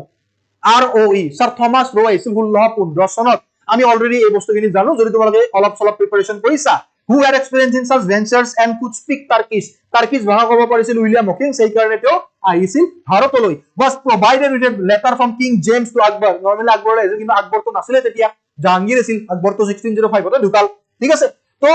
কিং জেমছৰ পৰা এখন লেটাৰ লৈ আহিছিল English settlement on western coast ইয়াৰ বিষয়ে আমি ইয়াত English settlement on western coast William Hawkins journeyed from Surat and arrived at the Jahangir court in AD 1609 যেটো আমি ডিসকাস কৰিলো William Hawkins সুৰাতৰ পৰা আহিল আৰু জাহাংগীৰৰ ৰাজসভাত 1609 চনত আহিল but failed to get permission to erect a factory at Suratত ফেক্টৰী বনোৱা তেওঁলোকে পাৰমিশন নাপালে However, the victory of English under Captain based over Portuguese fleet at Swahili near Surat in AD 1612 broke the tradition of Portuguese naval supremacy and farman was issued by Jahangir permitting the English to establish. Yet koise je jetia English okol ahil teoloke ki korile Portuguese fleetor logot juddhot lipto hol kor Surator kahot Swahili what ase Swahili te hon juddho hol Portuguese aru kar Portuguese versus English আৰু এই যে naval আৰু নৌসেনা বাহিনীৰ যুদ্ধ আছিল naval battle আছিল কিন্তু এই নেভেল বেটলত আগৰ ফালে কি আছিল ইয়াৰ আগলৈকে পৰ্তুগীজ সকলে নিজৰ অধিপত্য বিস্তাৰ কৰি আছিল নৌসেনা বাহিনীত নৌসেনা বাহিনীৰ ক্ষেত্ৰত যদি চাও বা সুৱেলিৰ যুদ্ধ যেতিয়া হল তেৰে ইংলিছসকলে কি কৰিলে পৰ্তুগীজসকলক হৰুৱাই দিলে আৰু পৰ্তুগীজৰ যে অধিপত্য আছিল নৌসেনা নেভেল বেটলত সেইটো তাতেই চুৰমাৰ হৈ গল to broke the tradition of Portuguese naval supremacy and farman আৰু যাৰ পিছত জাহাঙ্গীৰে এখন farman মানে মনত ৰাখিবা পাৰমিশন লিখিত পাৰমিশন ফাৰ্মাৰ এখন ইস্যু কৰিলে জাহাঙ্গীৰে কি পাৰমিশন দিলে ইংলিছসকলক পাৰমিশন দিলে এটা ফ্যাক্টৰি বনাবৰ কাৰণে সুৰাটত 1613 চনত যেতিয়া সুৱেলিৰ যুদ্ধত পৰ্তুগীজসকলক হৰুৱালে জাহাঙ্গীৰে পাৰমিশন দিলে ইংলিছসকলক এটা ফ্যাক্টৰি বনাবৰ কাৰণে কেতিয়া 1613 ত সুৰাটত ঠিক আছে ৰন কি হল গুছি গলা যে ভাত খাব গৈছা নেকি Sir Thomas Roe the royal ambassador from King James I to the Mughal empire মই অলৰেডি কৈছিলো কেতিয়া আহিছিল 1615 ত আহিছিল তেখেত জাহাঙ্গীৰৰ ৰাজভৱনলৈ আৰু তেখেতে পারমিশন পাইছিল কেতিয়া 1618 ত তেখেতে এখন ফারমান পালে দুখন ফারমান বলে actually getting two farman by 1618 to Sir Thomas Roe আহিছিল 1615 ত one of the আৰু এখন ফারমান কি আছিল one of the Mughal emperor Jahangir and the other of the Prince Khurrame Jahangir putek Khurrame disil granting the permission to trade and erect factories in different part of the empire normally jodi ami basically saw je ei ji dukan farman issue korisil Mughal emperor Jahangir aru tor putra Shah Jahan Khurrame to ei ji dukan farman asil ei farman dukonot kihor bikhoye permission disil English সকলক the different part of their empire Mughal সাম্ৰাজ্যৰ বেলেগ জায়গা English সকলে factory নিৰ্মাণ কৰিব পাৰিব বুলি তেওঁলোকক পারমিশন দিছিল ঠিক আছে finally Bombay was declared as headquarter of the company on the west coast in 1687 1662 এখন বিয়া হৈছিল কাৰ মাজত জানা চাৰ্লস II ইংলেণ্ডৰ প্ৰিন্স চাৰ্লস II আৰু পৰ্তুগীজৰ ৰাণী বা ৰাজকুমাৰী কেথাৰিন কাৰ মাজত হৈছিল চাৰ্লস II আৰু কেথাৰিনৰ মাজত আৰু পৰ্তুগীজ সকলে ডাউৰি হিচাপে 1662 চাৰ্লস II কি দিছিল গোটে বম্বেখন গিফট কৰি দিছিল দহেজত গোটে বম্বেখনে দি দিছিল চাৰ্লস II আৰু এই 1662 যে বম্বেখন পালে চার্লস II এইখন লিজত দিলে ইষ্ট ইন্ডিয়া কোম্পানীক লিজত দিয়া হল ইষ্ট ইন্ডিয়া কোম্পানীক লিজত দিলে 1667 ত কিছুমান বুকত 1668 ত পাবা ঠিক আছে আৰু যি কি নহওক কিয় আৰু তাৰ পিছত 1687 ত বম্বে হেডকোয়াৰ্টাৰ ঘোষণা কৰি দিলে কোনে ইংলিছ সকলে বম্বে হেডকোয়াৰ্টাৰ ঘোষণা কৰি দিলে ঠিক আছে the English also succeeded to establish their factory at Hooghly 1651 ত হুগলিত তেওঁলোকে ফ্যাক্টরি বনাইছিল আৰু তাৰ পিছত বেলেগ জায়গা যেনেকুৱা পাটনা ঢাকা আৰু কাছিম বাজাৰতো ইংলিছ সকলে ফ্যাক্টৰি বনালে ঠিক আছে English settlement on eastern coastor ফলে পূবৰ ফলে কোস্টৰ ফলে তেওঁলোকে কোট সেটেলমেন্ট কৰিছিল English were permitted to trade in Masulipatam 1611 চনত আৰু 1630 চনত they secured the golden farman from the Sultan of Golconda এটা লাইন ইম্পৰ্টেন্ট হল যদি ভালদৰে সাকসেস কৰিব খুজিছা এনেকুৱা ধৰণৰ কোৱেশ্চন পেপাৰত যেটো কোৱেশ্চন পেপাৰৰ লেভেল এতিয়া বৰ্তমান সময়ত APSC বা UPSC আহে তো এই প্ৰতিটো লাইনে তোমালোকৰ কাৰণে ইম্পৰ্টেন্ট ইংলিছ সকলে পাৰমিশন পালে ট্ৰেড কৰিবৰ কাৰণে কোট মাছলিপট্টনমত কেতিয়া 1611 চনত আৰু 1630 চনত তেওঁলোকে গোলকন্দাৰ সুলতানৰ পৰা গোল্ডেন ফাৰমান লাভ কৰিলে ইংলিছ সকলে 1639 চনত Francis Day obtained the site of Madras from the Raja of চন্দ্ৰগিৰিৰ ৰাজাৰ পৰা ফ্ৰান্সিছ দে কি পালে site of Madras টু পালে কোনে ফ্ৰান্সিছ দে ইংলিছৰ এজন জেনাৰেল এডমাইৰেল তেখেতে কি পালে site of মাদ্ৰাছৰ সাইটটো তেখেতে পালে তাৰ পৰা ৰাজা অফ চন্দ্ৰগিৰিৰ পৰা with permission to build a fortified factory which was named Fort St. George very important এই নামটো মনত ৰাখিবা আমাৰ বেলেগ যুদ্ধত এই নামটো কাম দিব সো মনত ৰাখিবা 1639 তোমালোকে গম পোৱা যে ডিফাৰেন্ট প্ৰেসিডেন্সি আছিল তিনিটা প্ৰেসিডেন্সি আছিল ইংলিছ সময়ত তাৰ ভিতৰত এটা প্ৰেসিডেন্সি আছিল মাদ্ৰাছ প্ৰেসিডেন্সি আৰু মাদ্ৰাছ প্ৰেসিডেন্সিটো 1639 চনত মাদ্ৰাছৰ সাইটটো কোনে পাইছিল ফ্ৰান্সিছ দে কাৰ পৰা পাইছিল চন্দ্ৰগিৰিৰ ৰাজাৰ পৰা পাইছিল এটা ফ্যাক্টৰি বনাবৰ কাৰণে যাৰ নাম দিয়া আছিল ফৰ্ট সেন্ট জৰ্জ ঠিক আছে কি দিয়া হৈছিল ফৰ্ট সেন্ট জৰ্জ ঠিক আছে ৰন okay English settlement in Bengal English settlement 1633 the Mughal governor of Orissa gave the English merchant permission to establish factories at Hariharpur very important 1633 চনত Mughal governor Orissar যিজন Mughal governor আছিল উৰিষ্যাৰ যিজন Mughal governor আছিল তেখেতে English মাৰ্চেণ্টক কি permission দিলে চোৱা ফেক্টৰী বনাবৰ কাৰণে ক'ত হৰিহৰপুৰত নিয়াৰ দ্য মাউথ অফ মহানদী মহানদীৰ পাৰত অৱস্থিত হৰিহৰপুৰত ইংলিছসকলক ফেক্টৰী বনাব পাৰমিশন দিলে মুঘল গভৰ্ণৰ অফ উৰিষ্যাই বালাসোৰ আৰু পিপলি তো এইকেইটা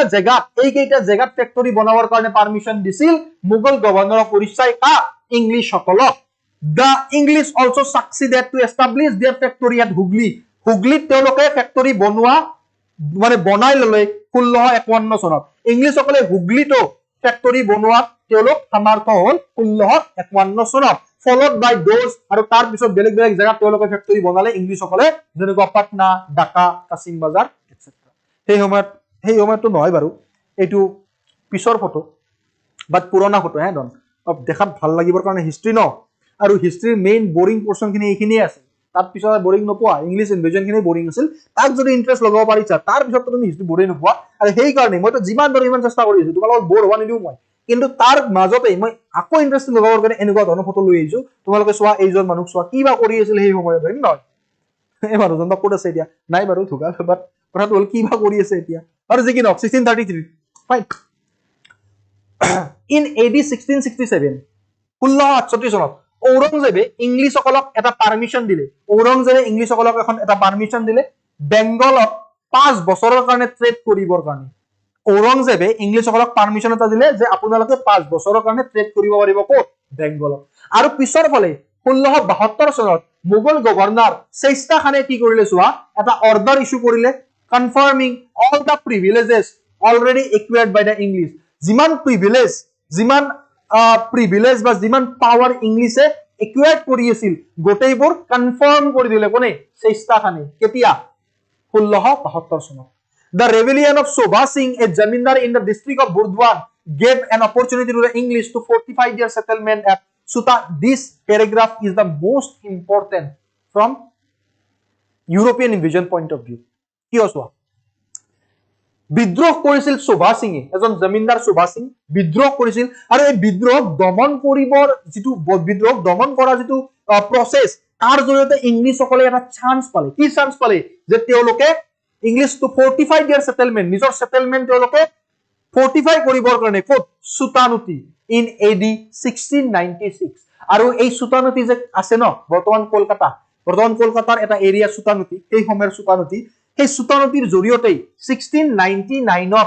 1699 চনত তিনিখন ভিলেজ সুতানুতি দেন গোবিন্দপুৰ আৰু 3 নম্বৰত আছে কালিকাটা এই তিনিখন ভিলেজ ইংলিছসকলে একেলগে মিলাই মিক্স কৰি কলকাতা মানে সেই সময়ৰ কলকাতা বনাই দিলে ঠিক আছে কলকাতা এই তিনিখন ভিলেজ 1699 ত তাৰপিছত ফৰ্ট উইলিয়াম বনিল 1700 ত বাৰু যি কি নহওক they were 1696 ত সুতানুতি সেটেলমেন্টটো তেওঁলোকে পাৰ্মানেন্ট কৰি ললে they were permitted by Azimut Shah governor of Bengal তেওঁলোকক কোনে পাৰমিশন দিছিল Azimut Shah governor of Bengal আছিল তেখেতে কি পাৰমিশন দিছিল to purchase the zamindari of the three villages of Sutanuti Kalikata and Govindapur on payment of so আমাৰ Indians বিলাকে ন নিজৰ ভৰিতেই কুঠাৰ মাৰিছে কেনেকুৱাকৈ কুঠাৰ মাৰিছে যে তিনিখন ভিলেজ সুতানুতি গোবিন্দপুৰ আৰু কালিকাটা এই তিনিখন ভিলেজত জমিনদাৰী পাৱাৰ কাৰ হাতত দি দিলে জমিনদাৰী পাৱাৰ ইংলিছসকলৰ হাতত দি দিলে এটা ইংলিছসকলে নিজে কি কৰিব ৰেভিনিউ কালেক্ট কৰিব আৰু ইংলিছৰ হাতত যেতিয়া এই পাৱাৰ গুচি গল তেওঁলোকে আৰু এই পাৱাৰটো কেনেকৈ পালে ইংলিছে আগৰ যিজন জমিনদাৰ আছিল তেওঁক 1200 টকা দিছে কিমান 1200 টকা দিছে আর 1200 টাকা দি কি পাইছে জমিনদারি রাইট পাই গল আর এই জমিনদারি রাইট পাওয়ার পিছত 1619 নত সেটেলমেন্ট ভালদৰে গাঢ়া কৰি একদম ফৰ্টিফাই কৰি নিজৰ সেটেলমেন্ট কলকাতা বনাই ললে ক্যাপিটাল বনাই ললে কলকাতা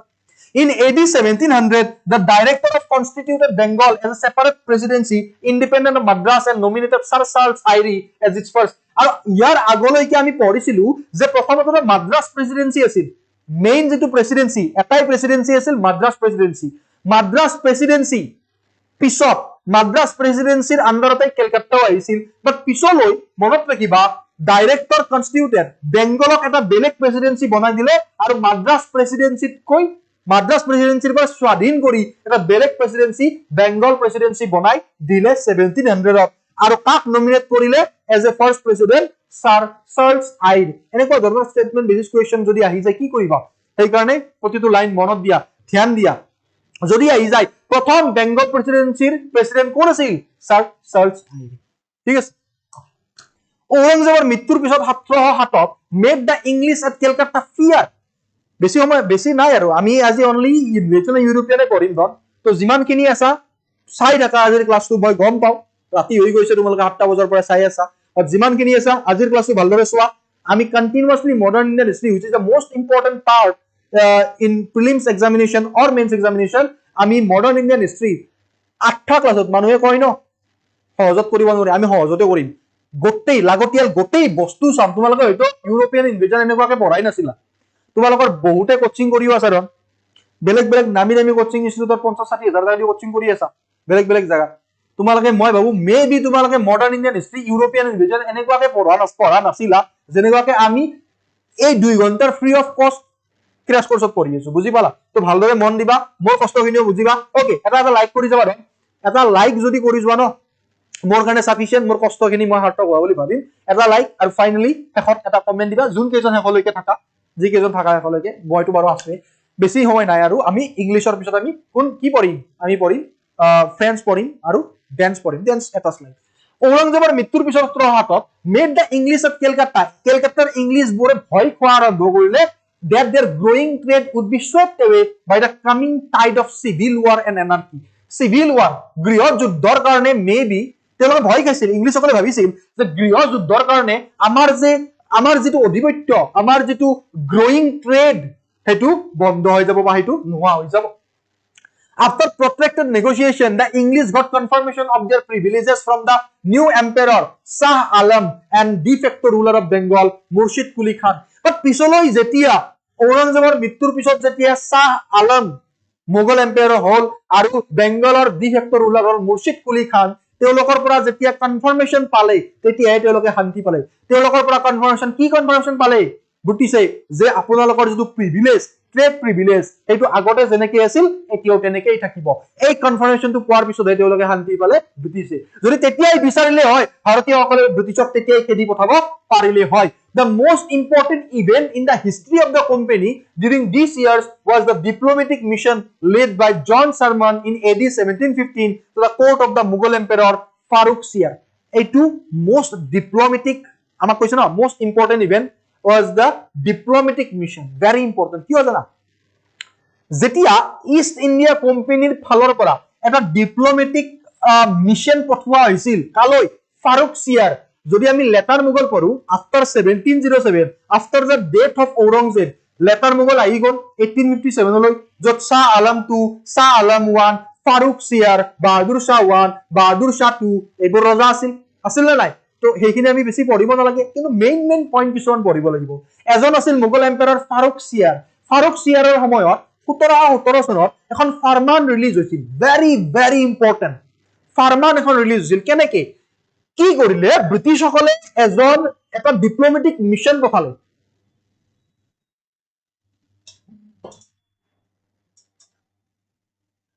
ভেৰি গুড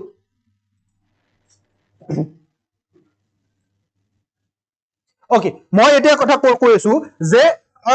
ফাৰুক সিয়াৰৰ ৰাজসভাত ইংলিছ সকলে কি কৰিলে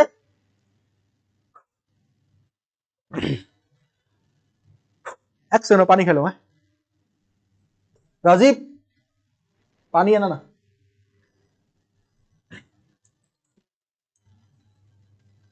ओके सो फारूक सियाৰৰ ৰাজসভাত কি কৰিলে ইষ্ট ইণ্ডিয়া কোম্পানী এটা ডিপ্লোমেটিক মিশন পঠালে আৰু এই ডিপ্লোমেটিক মিশন কাৰ আন্ডাৰত পৰে স্যাৰ জন শাৰমানৰ আন্ডাৰত এটা ডিপ্লোমেটিক মিশন পঠালে আৰু এই ডিপ্লোমেটিক মিশনৰ জৰিয়তে ব্ৰিটিছে কি পালে চোৱা ইমান ডাঙৰ বস্তু এটা পাই গল ন ব্ৰিটিছৰ জীৱন চেঞ্জ হৈ গল কি চোৱা ব্ৰিটিছে যেতিয়া এই ডিপ্লোমেটিক মিশনটো পঠালে ফাৰুক সিয়াৰক মনালে আৰু ফাৰুক সিয়াৰে আফটাৰ অল ফাৰুক সিয়াৰে 1717 17 চনত ইয়াত নাই নেকি বাৰু তো 1715 চনত পঠাইছিল বাট মনত ৰাখিবা to the court of the Mughal empire ফাৰুক সিয়াৰলৈ পঠাইছিল diplomatic mission resulting in a grant of 3 famous farman addressed to the officials in Bengal, Hyderabad and Gujarat. The farman gave the company many valuable privileges which are as follows. 1715 চনতে diplomatic মিশনটো পঠাইছিল 1717 তিনিখন ফাৰ্মান release কৰিছিল কোনে ফাৰুক সিয়াৰে ব্ৰিটিছৰ কাৰণে তিনিখন কি release কৰিছিল তিনিখন ফাৰ্মান ৰিলিজ কৰিছিল আৰু এই ফাৰ্মানৰ বিষয়ে আমি এতিয়া পঢ়িবলৈ পাম these are one of the most important ফাৰ্মান যে বেংগল হায়দৰাবাদ আৰু গুজৰাটত ফ্ৰী অফ ডিউটি তেওঁলোকে ট্ৰেড কৰিব পাৰিব তো তেনেকুৱা ধৰণৰ ফাৰ্মান আছিল যদি এটা ওয়াৰ্ড ক'ব যাও in Bengal it exempted the company's import and export from additional custom duties বেলেগ কাস্টম ডিউটিজ তেওঁলোকে দিব নালাগে ঠিক আছে বেংগলক ব্ৰিটিছক ৰেহাই দিলে exempted the company import আৰু export তেওঁলোকে বেলেগ কাস্টম ডিউটি দিব নালাগে accepting the annual payment of 3000 as settled earlier বছৰে কি তেওঁলোকে 3000 টকাকে দিব লাগিব বাকি তেওঁলোকে ডিউটি দিব নালাগে ট্যাক্স দিব নালাগে the company was also allowed to rent additional land around Kolkata company কি কৰা গল কি allowed কৰা গল বেলেগ কলকাতাৰ ওচৰৰ বজাৰৰ মাটিও তেওঁলোকে ৰেন্টত লব পাৰিব কোনে ইষ্ট ইণ্ডিয়া কোম্পানী দেখিছা নিজৰ ভৰিত মাৰিছনে নে কুঠাৰ মই মাৰা নাই সেই টাইমত মাৰিছিল চোৱাদন in Hyderabad Chaba, the company's all privilege of the freedom from dues in trade. The company's all privilege of freedom from dues in trade was retained and he had to pay only the existing rent for the Madras. Because Hyderabad ki hol agor jitu rent diyesil na British নতুন একো দিব নালাগে আগৰ যেটো দিছিল হেতুৰ জৰিয়তে extend কৰিব পাৰিব নিজৰ trade. At Surat, the company was exempted from the levy of all duties for its export and import in lieu of an annual payment. Surat কি হৈছে সোয়া যে 10000 টকা annually 10000 টকা দিব লাগিব তাত বাইরে এক্সপোর্ট ইম্পোর্টত ইস্ট ইন্ডিয়া কোম্পানিয়ে 1 টকাও ট্যাক্স বা রেভিনিউ দিব নালাগে these are the farman three farman কোনে রিলিজ কৰিছিল ফাৰুক সিয়াৰ কিহৰ কাৰণে ডিপ্লোমেটিক মিশন সেন্ড কৰিছিল 1715 ৰিলিজ কৰিছিল 1717 three important farman Farrukhsiyar so যদি তোমাকে মেডিয়েভেল ইন্ডিয়া পঢ়া ন মেডিয়েভেল ইন্ডিয়া পঢ়া মেডিয়েভেল ইন্ডিয়াত কি আছে 3 আমি অলরেডি পঢ়িম মেডিয়েভেল ইন্ডিয়া আমি পঢ়িম অলরেডি পঢ়িম না আমি পঢ়িম প্রথমতে থাকিব three Muslim invaders Muhammad bin Qasim Ghazni বা Ghaznavi Khori তার পিছত Delhi sultanate slave Khilji next Tughlaq Sayyid Lodi তার পিছত আহিব মুঘল 1526 এর পৰা 1857 শুনা দুটা আছে তুমি চোৱা মেডিয়েভেল ইন্ডিয়া আৰু মডাৰ্ন ইণ্ডিয়াৰ মই কথাটো কওঁ ন মেডিয়েভেল ইন্ডিয়া ইয়াৰ পৰা আহি আছে ন 712 712 এদিৰ পৰা মেডিয়েভেল আৰম্ভ 1400 1500 1600 1700 1800 1857 লৈ মেডিয়েভেল 1857 লৈ মেডিয়েভেল ইয়াত 1857 মন দিবা 1712 ৰ পৰা 1857 মেডিয়েভেল কিন্তু মোগলৰ সাইডৰ পৰা যদি আমি মোগলৰ সাইডৰ পৰা পঢ়ো তেতিয়ালে মেডিয়েভেল ইন্ডিয়া 1857 লৈ আহে মোগলৰ সাইডৰ পৰা কিন্তু যদি আমি ইউৰোপিয়ানৰ সাইডৰ পৰা পঢ়ো 1498 ইয়াত 1498 চাবা ইয়াত কি আছে 1498 এইটো 1857 1498 এর পৰা মডাৰ্ন স্টাৰ্ট হৈ যায় মোগলৰ সাইডৰ পৰা নহয় মোগলৰ সাইডৰ পৰা মেডিয়েভেল হৈ আছে 1857 লৈকে 1498 এৰ পৰা স্টাৰ্ট হৈ যায় মডাৰ্ন যেটা ইউৰোপিয়ান সকলে ইনভেট কৰিব স্টাৰ্ট কৰে বুজি পালা তো সেই ক্ষেত্ৰত যদি আমি চাও আমি মেডিয়েভেল ইন্ডিয়াত পঢ়িবলৈ পাম ফাৰুক সিয়াৰৰ কথা ঠিক আছে বুজি পাইছা আই হোপ তোমালোকে বস্তুখিনি বুজি পাই আছা ঠিক আছে okay next In the subsequent years, the English East India Company began to extend its territorial claims. It defeated better. লাহে লাহে তাৰ পিছৰ বছৰবোৰ লাহে লাহে ইষ্ট ইণ্ডিয়া কোম্পানী কি কৰিব ষ্টাৰ্ট কৰিলে যিমান পাৰে হিমান এক্সটেন্ড কৰিব ষ্টাৰ্ট কৰিলে খাই আছে লাহে লাহে ভাৰতখনক গম পাইছা নাই যেতিয়া আমি মাইসৰৰ কথা পঢ়িম তুমি ভাবিবা ট্ৰিপল এলায়েন্স ফৰ্ম হ'লে আমি সেই তেতিয়াই খেদিব পাৰিলে ব্ৰিটিছক আমি এংলো মাইসৰ কনফ্লিক্ট পঢ়িম আমি এংলো ফ্ৰেঞ্চ কনফ্লিক্ট পঢ়িম আমি এংলো মাৰাঠা কনফ্লিক্ট পঢ়িম অগালি পঢ়িম তেতিয়া তুমি গম পাবা কেনেকুৱাকে খাই আছিল ব্ৰিটিছে ভাৰতখনক চোৱা লাহে লাহে in the subsequent years English সকলে কি কৰিলে East India Company they began to extend its territorial claims and it defeated Dutch claims of the full stop দিয়া it defeated Dutch yet Dutch to আহিল সকে Dutch সকলে হৰুৱাইছিল English সকলে ক'ত in the battle of Bedara one of the most important battle যদি European ইনভেশনৰ কথা চাও ন আমি important battle কেইখনমান আছে তাৰ ভিতৰত তোমালোক দুখন মই কৈছো এখন হল বেটেল অফ বেদাৰা ডাচ সকলে হৰুৱাইছিল 1759 আৰু এখন হল বেটেল অফ ওয়ান্ডিবাস 1760 ফ্ৰেঞ্চ সকলে হৰুৱাইছিল থাৰ্ড কাৰ্নেটিক ৱাৰ 1760 বেটেল অফ ওয়ান্ডিবাস ঠিক আছে পঢ়িবলৈ পাম 1759 and the battle of Wandibas 1760 French সকলে হৰুৱাইছিল and by the end of the 18th century 18 খ্ৰীষ্টাব্দৰ পিছৰ ফালে it succeeded in establishing its paramount নিজৰ অধিপত্য বিস্তাৰ কৰিবলৈ বা নিজৰ দমনীয়তা দেখুৱাবলৈ নিজৰ শক্তি দেখুৱাবলৈ সমৰ্থ হল ইংলিছ সকল ঠিক আছে বুজি পালা English সকল now the fourth one the Danes কি হ'ব ধন Danes চোৱা Danish বুলি কোৱা যায় Danish চোৱা অৱস্থা চোৱা লাঠি জুং লৈ আহিছে ধন these are the কেনেকুৱা পাই I hope মানে তোমালোকে এইখন চাইছা নেটফ্লিক্সত Vikings ভালহালা বা Vikings তো Vikings যেন লাগিছে ন এইটো চাই আৰু যি কি নহওক তোমালোকে মই আকৌ এবাৰ কৈ দিও তোমালোকক মই আকৌ এটা বস্তু কৈ দিও তোমালোক মই এইটো কথা ক'ব খুজো যে তোমালোকে মই এটা বস্তু ক'ব খুজো যে তোমালোকে এটা কাম কৰিবা ধন sir I want to tell you যে তোমালোকে ধন স্যাৰ টেলিগ্ৰাম গ্ৰুপ টেলিগ্ৰামত যদি ধন স্যাৰ বুলি মাৰা ধন স্যাৰ টেলিগ্ৰাম গ্ৰুপ ধন স্যাৰ মাৰিলেও আহিব নাহিলে @ABHIZITRAJ বুলি সাৰ্চ কৰিবা ধন স্যাৰ বুলি পাবা তাত যাবা অলমোস্ট এতিয়ালৈকে কাৰণ বহুত আগৰ পৰা পঢ়াই আছো ধন বহুত আগৰ পৰা না 2020-21 ৰ পৰা সিভিল সাৰ্ভিস এক্সামিনেশন অনলাইনত মই জড়িত হৈ আছো সেই তেতিয়া সাগে পুৰণা কোনো নাছিলেই অনলাইনত APSC ঠিক আছে তেতিয়াৰ পৰা অনলাইনৰ মাধ্যমত জড়িত অফলাইন তো obviously জড়িত বাট অনলাইনৰ লগত জড়িত আৰম্ভণিৰ পৰাই তো 12000 স্টুডেন্ট অলমোস্ট আমাৰ গ্ৰুপত আছে আমি একেলগে ফ্ৰী অফ কষ্ট কৰি আছো আমি গাইড কৰি আছো এজনে এজনক সহায় কৰি আছো তো ধন স্যাৰ টেলিগ্ৰাম গ্ৰুপত যাবা মোৰ যি মোৰ এখন বুক দুখন বুক তো এখন দিয়া নাই তাত বাট তাত বহুত ফাইল পাই যাবা অলৰেডি বাট মোৰ যিখন বুক অসমৰ বৰ্ণিল ইতিহাস তাৰ সফট কপি তোমালোকে ফ্ৰী অফ কষ্ট পাবা অসমৰ বৰ্ণিল ইতিহাস যদি তোমালোকে পঢ়া আসাম হিষ্ট্ৰীত তোমালোকে প্ৰিলিমছ আৰু মেইনছত মই ভাবো তোমালোকে বেলেগ সোৰ্স নাচালেও হ'ব অসমৰ বৰ্ণিল ইতিহাস যদি পঢ়া অসমৰ বৰ্ণিল ইতিহাস যখন বুক আছে অসমৰ বৰ্ণিল ইতিহাস এই বুকখন তোমালোকে পঢ়িব পাৰা আৰু মেইন কথাটো হ'ল যে এই বুকখন এটা সাইডে ইংলিছত আছে আৰু এটা সাইডে অসমীয়াত আছে সো যিবোৰে অসমীয়াত এক্সাম দিম বুলি ভাবিছে তেওঁলোকৰ কাৰণেও ভাল ফ্ৰী অফ কষ্ট আছে 1 টকাও দিব নালাগে ঘৰত মই প্ৰমিস কৰিছিলো যেতিয়া মই অসমৰ বৰ্ণিল ইতিহাস সিৰিজ আনিছিলো যে মই ফ্ৰী অফ কষ্ট দিম আৰু অসমীয়া আৰু ইংলিছ দুয়োটাই দিম সো এই প্ৰমিস ৰাখিবৰ কাৰণে দিছো মই ভাল পাও তোমালোকক বহুত বেছি ভাল হ'ব সকলোৰে বহুত ৰিমোট এৰিয়াৰ পৰা আহা লৰা তোমালোকৰো ভাল হ'ব জোৰে কষ্ট কৰিছা জীৱনত সঁচা অৰ্থত কিবা এটা পাম বুলি তেওঁলোকৰ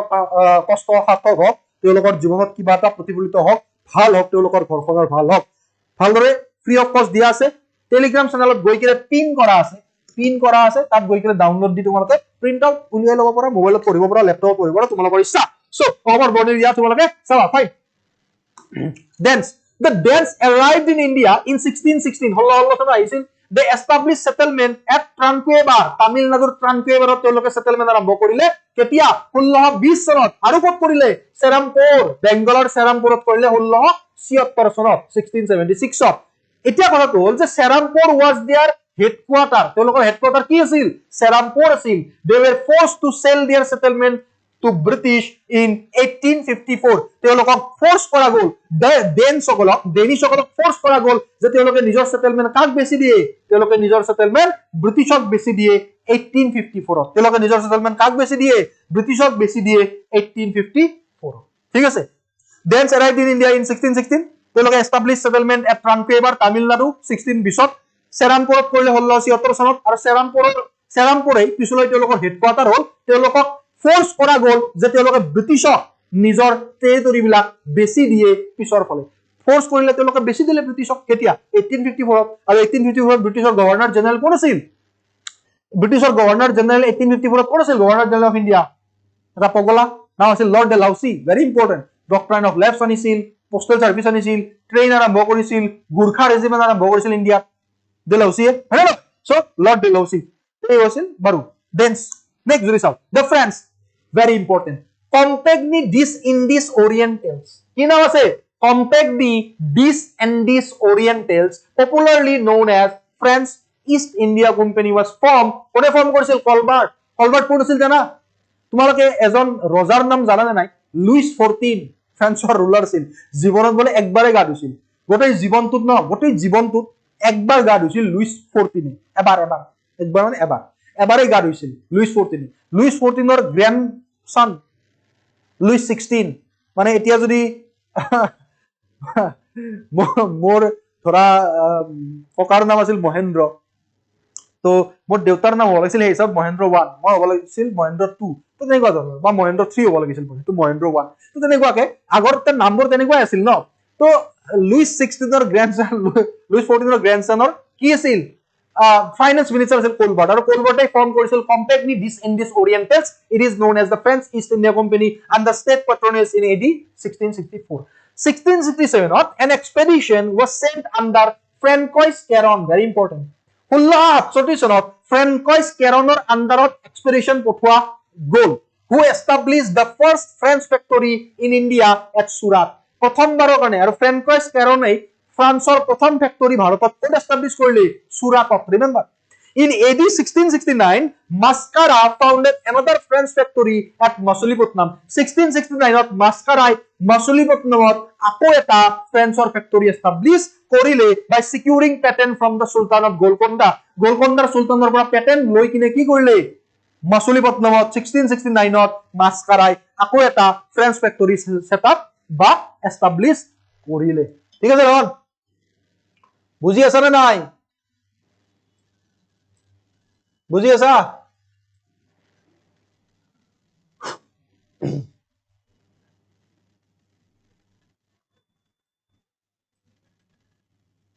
বুজি আছা? Okay, next, sorry next. In July 1672, French squadron under De La Haye occupied Saint-Thome. মই Saint-Thome কথা মনত ৰাখিব কৈছিলো তোমালোকক, মাদ্ৰাছৰ কাহৰ Saint-Thome কথা মনত ৰাখিব কৈছিলো। এই Saint-Thome, মাদ্ৰাছৰ কাহৰ Saint-Thome কোনে অকুপাই কৰিলে, কোনে ক্যাপচাৰ কৰিলে? 1672 ফ্ৰেন্সে অকুপাই কৰিলে বা ক্যাপচাৰ কৰিলে Saint-Thome কাৰ আন্ডাৰত? De La Hayeৰ আন্ডাৰত। কোন আছিল ফ্ৰেন্সৰ জেনেৰেল? De La Haye। 1673 চনত Francois Martin জন ডাইৰেক্টৰ আছিল মাছুলিপট্টনম ফেক্টৰীৰ। ৰিমেম্বাৰ দিস লাইন, ৰিমেম্বাৰ এই লাইনটো বহুত ইম্পৰ্টেন্ট, বহুত ভালদৰে মনত ৰাখিবা। 1673 চনত মাছুলিপট্টনম ফেক্টৰীৰ জন ডাইৰেক্টৰ আছিল Francois Martin. He obtained from Sher Khan Lodi, governor of Valikondapuram, a site for factory. Sher Khan Lodi,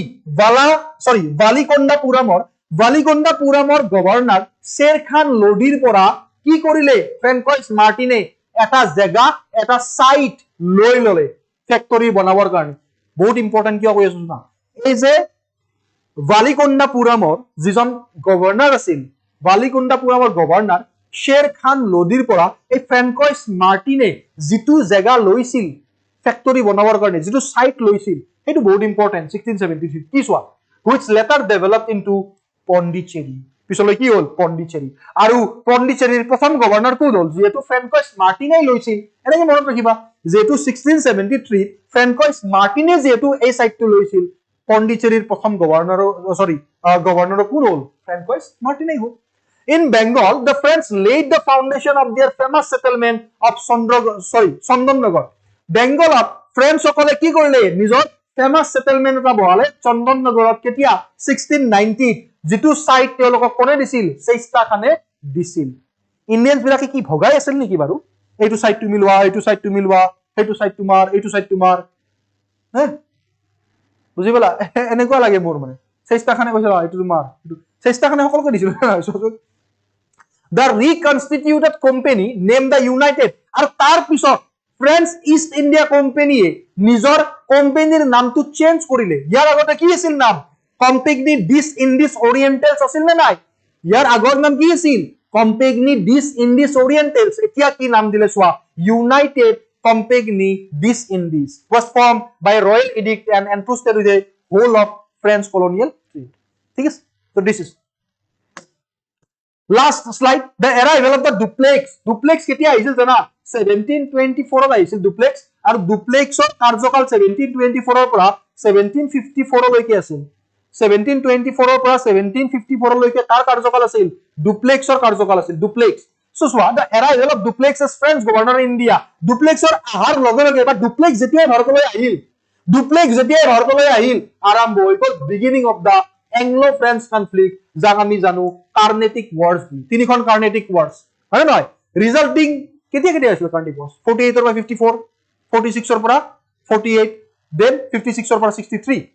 then চোৱা resulting in their final defeat. আৰু এই এংলো ফ্ৰেঞ্চ কনফ্লিক্ট, ইংলিছৰ লগত যে ফ্ৰেঞ্চসকলৰ যুদ্ধ হৈছিল, তিনিখন কাৰ্নেটিক ওয়াৰ, ইয়াৰ অন্তত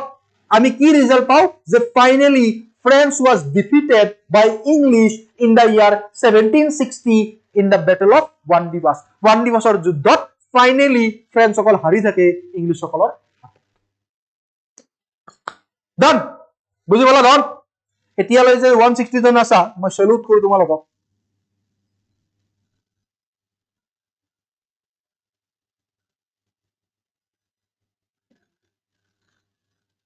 very good bubul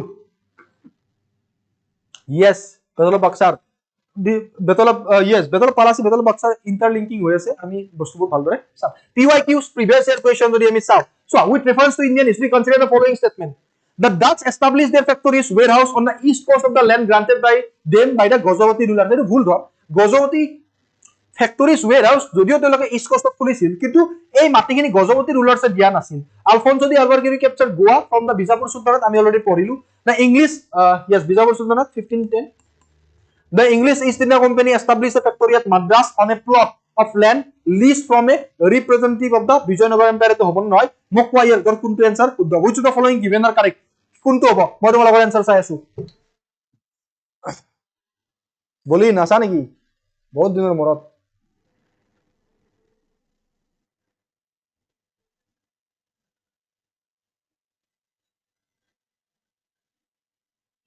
কি হ'ব অপশন ইজ কি হ'ব অপশন ইয়াৰ আন্দাৰত কি হ'ব आंसर आंसर কি হ'ব ডন option is correct option is option number option yes very good এটা অর্ধ correct option is option number B 2 and 3 only next moving on next question sorry explanation আছে তোমালোকে explanation খিনি আমি এতিয়া নকৰো explanation খিনি তোমালোকে PPT ফৰম্যাট যেতিয়া তোমালোকে যদি যেতিয়া তোমালোকে অলৰেডি হয়তো মই ভাবু যে তোমালোকে 100 rupees অফ যেটো কোৰ্স আছে সেইটো লৈ লৈছা গুৰু দক্ষিণা আৰু ম্যাগাজিনৰ কাৰণে 100 rupees কি হ'ব ৰল হলেও গুৰু দক্ষিণা হিচাপে কাৰণ ফ্ৰী বুলি ক'লে না মানুহবিলাকক পাত্তাই নিদিয়ে মানে বুজি পালা তো যি কি নহওক কিয় বেস্ট অফ বেস্ট কোৱালিটি অসমৰ ভিতৰত 100 টকা হ্যাঁ কেনেকুৱা কথা বাৰু যি কি নহওক টেস্ট সিৰিজ মোৰ দেন সাফিসিয়েন্ট টেস্ট সিৰিজ ম্যাগাজিন অসমৰ ভিতৰত বেস্ট ম্যাগাজিন তুমি কম্পেয়াৰ কৰি চাবা যদি মই মিছা কথা কৈছো CSFB ম্যাগাজিনক যদি কাটাব পাৰে যিকোনো ম্যাগাজিন পঢ়ি চাবা যিকোনো তোমাক মই নাম ধৰি নকওঁ বেস্ট যিবিলাকে ক্লেইম কৰে যে আমি বেস্ট প্ৰমোশনৰ কাৰণে নামৰ কাৰণে নামে চলি আহি আছে দুদিন পিছত চাবাচোন চাই লবা বুজি পালা তো ম্যাগাজিন টেস্ট সিরিজ লগতে PPTs যিবোৰ ইয়াত দিয়া যাব আৰু আদাৰ মেটেৰিয়েলছ যেতিয়া লবা তোমালোকে 100 rupeesত এই বস্তুখিনি 100 টকা কিনো আৰু হা ছোৱালী বিলাকে লিপষ্টিকে কিনে 500 টকা লৰা বিলাকে শনিবাৰৰ ৰাতিতে এটা শনিবাৰৰ ৰাতিতে 500 টকা খেলাই দিয়ে হ্যাঁ 500 তো বাজাই দিয়া 2000 গলি খেলাই দিয়ে বাৰু the correct option is কি option number B moving on next question in the first quarter of the 17th century 1700 খ্ৰীষ্টাব্দৰ আৰম্ভণিৰ 25 বছৰত in which of the following was where the factories of which English East India Company located ক'ত আছিল আমাক কৈছে যে 1601 ৰ পৰা 1625 ৰ ভিতৰত ইংলিছ সকলে কোনটো জায়গাত ফ্যাক্টৰি এস্টাবলিশ কৰিছিল কি হ'ব आंसर ব্ৰছত কৰিছিল ক'ত কৰিছিল ব্ৰছ পৰিছোৱা ডন কৰিছোৱা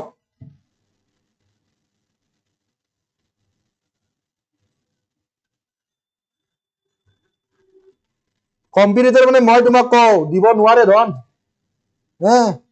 তুমি লৈছোৱা 15000 টকাত লৈছোৱা 20000 টকাত 8000 টকা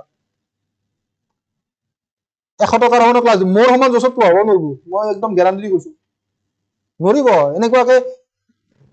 জোস মানে পঢ়োৱা এটা কলা হয় ভাল পাও পঢ়াই কিনে এইকাৰণে পঢ়াই দেখো মই চিঞৰি বাৰু কিছুমানে হয়তো বৰ পোৱা কথাটো হ'ল কি মই যদি চিঞৰি নপঢ়াও তেতিয়াহলে প্ৰবলেমটো হ'ব কি তোমালোকে বৰ পাবা এই যে 161 ষ্টুডেন্ট আছে এইখিনি নাথাকিলা হয়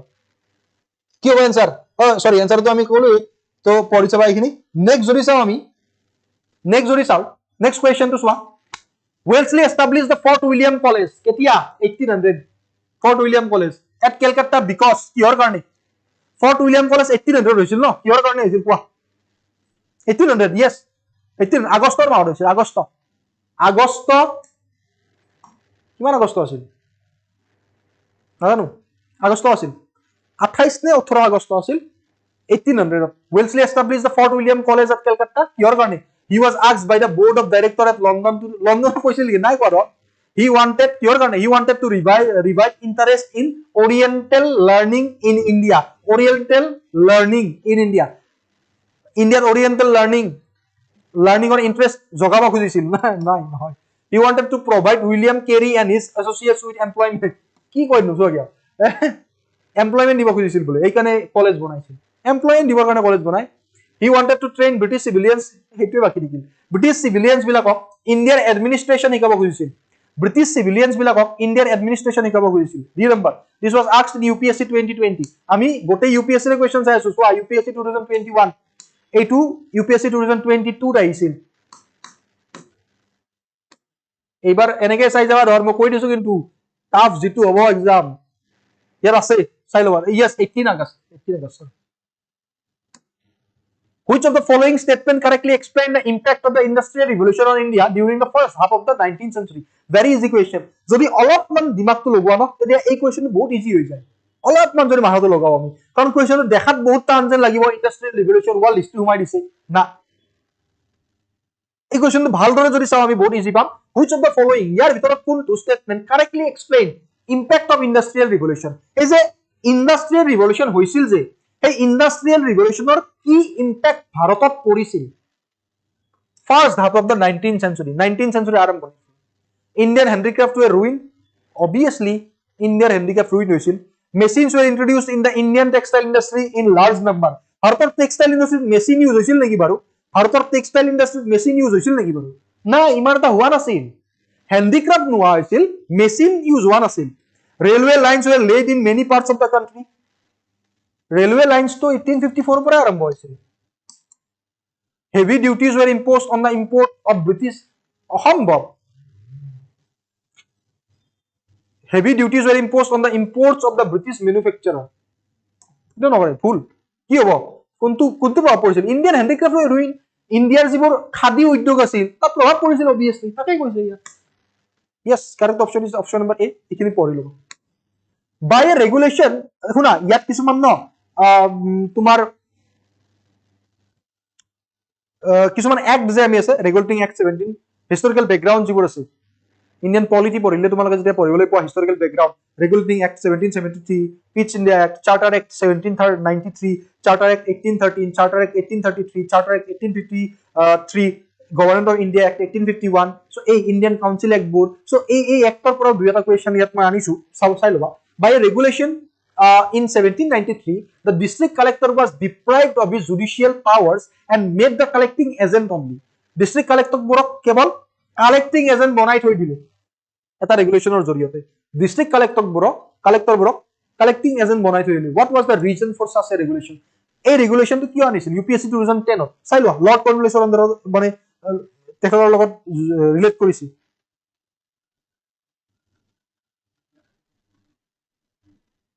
কিহৰ কাৰণে শুনা এই যেটো ৰেগুলেশনৰ কথা কৈছে 1793 দিস ইজ এই যেটো ৰেগুলেশনৰ কথা কৈছে না 1793 এই 1793 ৰেগুলেশনটো মোৰ নেট খতম হল নেকি বাৰু এই 1793 ৰেগুলেশনটো ওকে ৰবা মই ছাপটো উলিয়াই লও আৰু কথা পাতিম অলপ টাইম 5 মিনিট খতম হ'বই আৰু তাৰ পিছত আজিৰ ক্লাসটো কালিৰ ক্লাসটো কিন্তু বহুত দীঘল হ'ব দন কালিৰ ক্লাসটো সাংঘাতিক দীঘল হ'ব ওকে 1793 যেটো ৰেগুলেশন আছে না এটা কৰ্ণৱালিছ কোডৰ পৰা লোৱা হৈছিল কৰ্ণৱালিছ কোড লৰ্ড কৰ্ণৱালিছ পগলাটা আছিল জানা নাই কেতিয়ালৈ আছিল 1798 লৈ তুমি লিখি লও কৰ্ণৱালিছ কোডৰ পৰা লোৱা হৈছিল কৰ্ণৱালিছ কোড 1793 কেতিয়া 1793 এই লৰ্ড কৰ্ণৱালিছ পগলাটো কেতিয়ালৈ আছিল জানা 1798 লৈ আছিল তাৰ পিছত আহিছিল lord ওয়েলছলি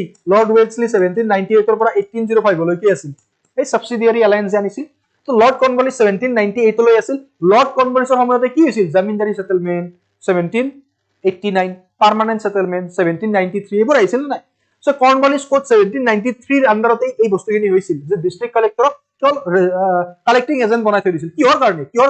lord Cornwallis fail that the district collector এটো মই থৈ দিও মোবাইলটো এফালে আগৰ ফলে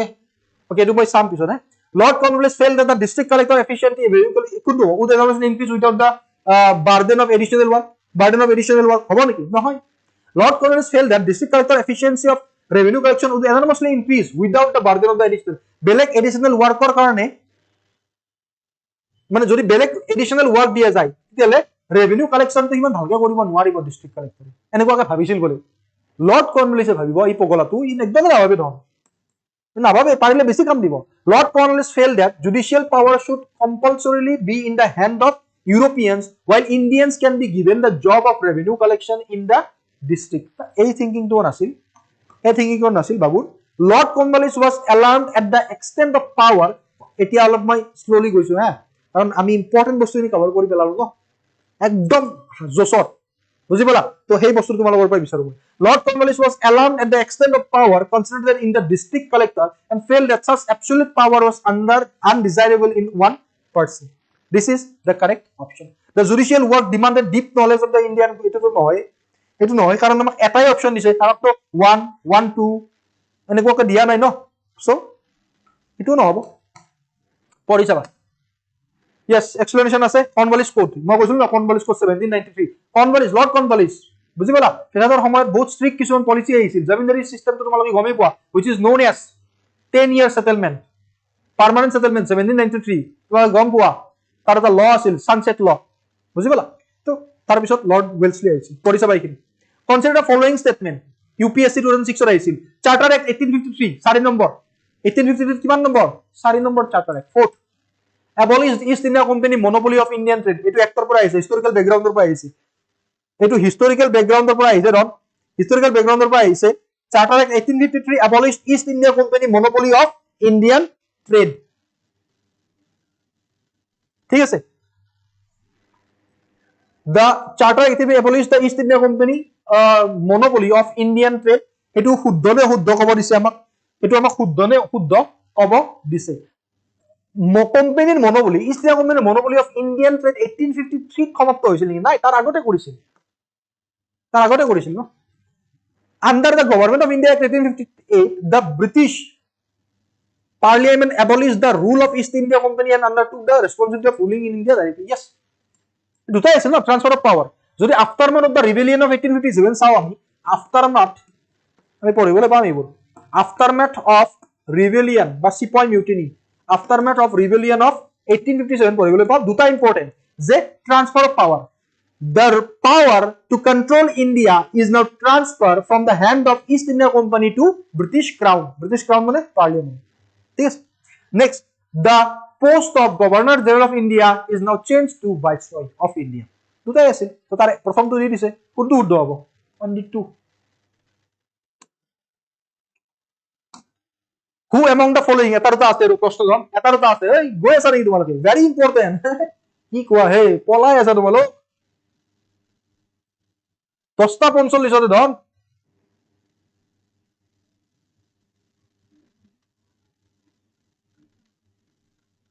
Okay, এটাৰটা কোৱেশ্চন আছে আৰে এটাৰটা কোৱেশ্চন আছে So,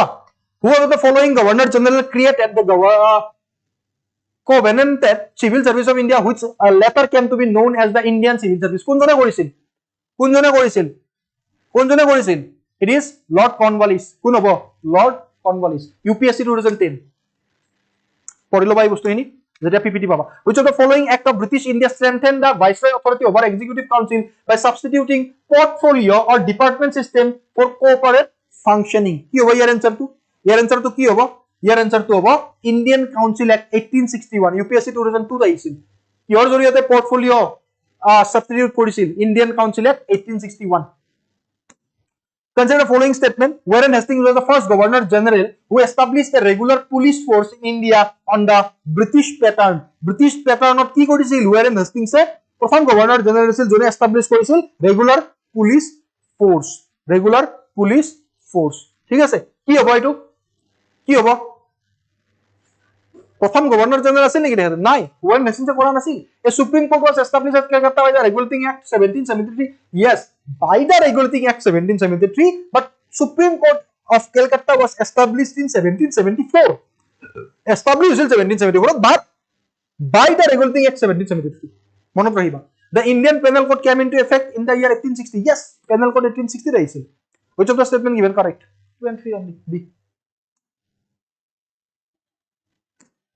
Which of the following pairs is not correctly matched 2004 UPSC equation to আহিছিল 2004 UPSC equation to আহিছিল কোনটো pair correctly match নহয় আমাক সুধিছে আমাক কৈছে which of the following pair is not correctly matched Pitch India Act Warren Hastings সময়ত yes Doctrine of Lapse already discussed Dalhousie সময়ত yes Varnacular Press Act না কাৰ্জনৰ সময়ত আনিছিল Lord Curzon 90 আমি Partition of Bengal পঢ়িলে পাম 1905 Varnacular Press Act আহিছিল 14th March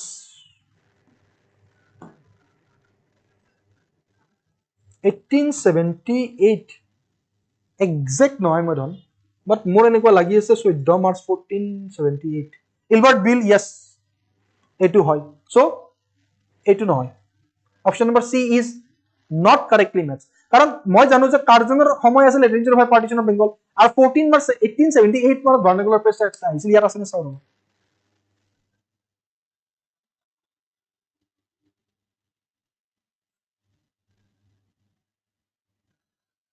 lord লিটনৰ সময়ত বাট টাইমটো দিয়া নাই চাই লবাচোন 14 মাৰ্চ মোৰ মতেতো হ'ব লাগে 14 মাৰ্চ 1878 মোৰ মতে হ'ব লাগে বাট চাই লবা এবাৰ but okay option number C The Montagu Chelmsford reform formed the basis of Montagu Chelmsford নামতে আমি গম পাও UPSC 2000 কিমান 204 Government of India Act 1919 হয় না Montagu Chelmsford reforms বুলি কও আমি Job Sarnock found at Calcutta at the site of obviously আমি ডিসকাস কৰিছিলো APSC 2016 ত আহিছিল এটো APSC 2016 ত আহিছিল এই মাত্ৰ আমি ক্লাছৰ মতে ডিসকাস কৰিছো তাৰতি কলিকাতা গোবিন্দপুৰ মানে all of the above option number D Which of the following statement does not apply to the system of subsidiary alliance introduced by Lord Wellesley? Very, very important. Lord Wellesley. Very, very important. Lord Wellesley. Amak koise je kuntu statement Lord Wellesley in subsidiary alliance or bhitorot nuhumai. Kuntu nuhumai. To maintain a large standing army at others' expense. Etu humai. Belegor poisat mane নিজৰ army maintain কৰি আছো এটো মাথা লগাইছিল lord Wellesley to keep India safe from Napoleonic danger এটো Napoleon invasion তাৰ পৰা ইন্ডিয়াক সেফ কৰা to secure a fixed income for the company না ফিক্সড ইনকামত মানিব ধন অসম্ভৱ এটো নুহুমাই সাবসিডি এলায়েন্সৰ ভিতৰত এটো নুহুমাই এই কাৰণে সাবসিডি এলায়েন্স খোলা নাছিল লৰ্ড ওয়েসলি যে ফিক্সড ইনকাম আহিব না নামানে fixed to establish British paramountcy over the Indian yes ভাৰতৰ ষ্টেটবোৰত ব্ৰিটিছৰ অধিপত্য স্থাপন কৰাৰ চেষ্টা কৰিছিল সাবসিডি এলায়েন্সৰ জৰিয়তে তিনিটা শুদ্ধ কোনটো শুদ্ধ মানে কোনটো নাই সাবসিডি এলায়েন্সৰ ভিতৰত option number C is correct Which of the following was the first fort constructed by the Portuguese in India? কোৱা পৰ্তুগীজৰ জৰিয়তে কোনটো ফৰ্ট প্ৰথমবাৰৰ কাৰণে ভাৰতত মই কিন্তু ইয়াত ধৰি দিয়া নাই যে ইষ্টাৰ্ণ কোষ্টত নে তোমাৰ ওয়েস্টাৰ্ণ কোষ্টত মই ধৰি দিয়া নাই প্ৰথম যেটো ফৰ্ট আছে কোনটো it is asked in UPSC Prelims 2003 Fort St. George আছে Fort St. Angelo আছে Fort Emmanuel it is right Fort Emmanuel right হব লাগে ধন এবাৰ চাই লবা Fort Emmanuel yes Fort Emmanuel also known as Manuel Cotta very important চাই লবা এই বস্তু কি with reference to the entry of European power to India which of the following is not correct কোনটো কারেক্ট নহয় বুলি কৈছে আমাক কোনটো কারেক্ট UPSC Prelims 2003 দিছিল the Portuguese captured Goa in 1499 না পৰ্তুগীজে গোৱা কেতিয়া কৰিছিল আমি ডিসকাস কৰিছিলো 10 ফেব্ৰুৱাৰী Alfonso de Alvar Quiriquiu. Etuye bhul dukhul. Not correct. Etuye hobo. E hobo. Hoy na sao? Yes. Option number A. Etuye bhul. Ara mone to bhul ase. So, thank you so much. Mok olop hoy dia. Olop hoy dia. 2 minute hoy dia. Ji kejon asa 128 jon asa. 2 minute baki to polaise hoy. Ar ji ki noke 2 minute hoy dia. Moi etia kholi asu. So, moi etia tumalok some rising leaf asa protap asa. We have completely successfully completed our first modern Indian history class that is advent of Europeans, important policies and the socio-cultural impact of Europeans in India. আৰু মই ভাবু মই মোৰ পৰা 200% দিছো আৰু ইয়াৰ জৰিয়তে তোমালোকে profitable হবা বা তোমালোকে লাভান্বিত হবা যিমান বাৰু হিমান অসমীয়া তোমাৰ কবলৈ চেষ্টা কৰিছো যেহেতু অসমীয়া তোমালোকে সহজত বুজি পোৱা বা কিছুমান ষ্টুডেন্ট আছে যোনে অসমীয়াৰ এক্সামটো দিবা জিমান জ্ঞান মানে জিমান খিনি তোমালোক নলেজ দিব পাৰো ইমান খিনি মই দিবলৈ চেষ্টা কৰিছো APSC UPSC ৰ কোৱেশ্চন এনসাৰ মই ডিসকাস কৰিবলৈ চেষ্টা কৰিছো তোমালোকৰ লগত কোনটো অপচন হ'ব কোনটো নহয় ঠিক আছে সো এক্সাক্ট সময়ত যেটো ভাবিছিলো বহুত কষ্টৰ মূৰত আজি প্ৰথম মডাৰ্ন ইণ্ডিয়ান হিষ্ট্ৰি ক্লাছ আমি মানে আধুনিক ভাৰতৰ ক্লাছ আমি বহুত ধুনিয়াকে সাকসেসফুলি এন্ড কৰিছো বেছি কথা বাতা নাই ক্লাছত ধ্যান দিছো ভালদৰে আৰম্ভ তোমালোকে যেটো আশা লৈ ইয়াত আহিছিলা হেতু পূৰ্ণ হওক সেই বাবেই ইমানখিনি কষ্ট কৰিছো এতিয়া সময় ঠাণ্ডাৰ কোবত পলাইছে নলবেয়া ঠাণ্ডাৰ কোবত দৌৰিছি ধন আৰু মই তোমাক কও কিছুমান ইয়েস কালি আছে ন টুমৰো টপিক কিয় ক'ব লাগে অলৰেডি শুনা তোমালোকে যিমান দামী কোচিং ইনষ্টিটিউট নোলোৱা কিয় মই কৈছিলো নে নাই যে systematic class civil service achiever CSP IAS একাডেমিৰ দৰে নোপোৱা 100 টকা দি হলেও অলৰেডি আপলোড হৈ আছে অলৰেডি গ্ৰুপত আপলোড হৈ আছে ৰুটিনখন অহাকালি কি ক্লাছ হ'ব কি টপিকৰ ওপৰত হ'ব আজি নহয় ফেব্ৰুৱাৰীলৈকে আপলোড হৈ আছে বুজি পালা প্ৰতিদিন তোমালোকে গম পাবা কেতিয়া কি ক্লাছ হ'ব চাই ল'বা এবাৰ বুকখন ক'ত পাবা ইয়েস অসমৰ বৰ্ণিল ইতিহাস মোৰ যিখন বুক আছে অসমৰ বৰ্ণিল ইতিহাস আসাম হিষ্ট্ৰী তোমালোকে তাৰ পৰা যদি পঢ়া প্ৰিলিমছ আৰু মেইনছৰ কাৰণে মই তোমাক এটা কথা কওঁ ধন এটা কথা কওঁ এখন নামি দামী কোচিং ইনষ্টিটিউট আছে হয়তো বহুতে ইয়াত চাই আছে মোৰ অফলাইন ষ্টুডেন্ট বা চিডি পোৱা ষ্টুডেন্ট মই অলপ তেওঁলোকে মোক কৈছিল বা তেওঁলোকৰ লগত ডিসকাস কৰিছো এখন নামি দামী কোচিং ইনষ্টিটিউট আছে যিখনে মোৰ যিখন সমগ্ৰ বিষয়ৰ পৰা আলোকপাত ancient Indian history, medieval Indian history, modern Indian history, Indian polity, Indian economics, Indian geography, Assam history, Assam art and culture, Assam economy, Assam polity. এই গোটেই বস্তুবোৰ যিখন বুকত আছে মোৰ কেৱল এখন ইংলিছত আছে সাবজেক্টিভ মানে এনসিআৰটি 6 to 2 এবাৰ এনসিআৰটি বোৰ মই যেতিয়া হ্যান্ডৰিটেন কৰিছিলো সেই হ্যান্ডৰিটেনস বোৰ মই এটা পিডিএফ আকাৰত এখন বুক উলিয়াইছো বহুত ধুনীয়া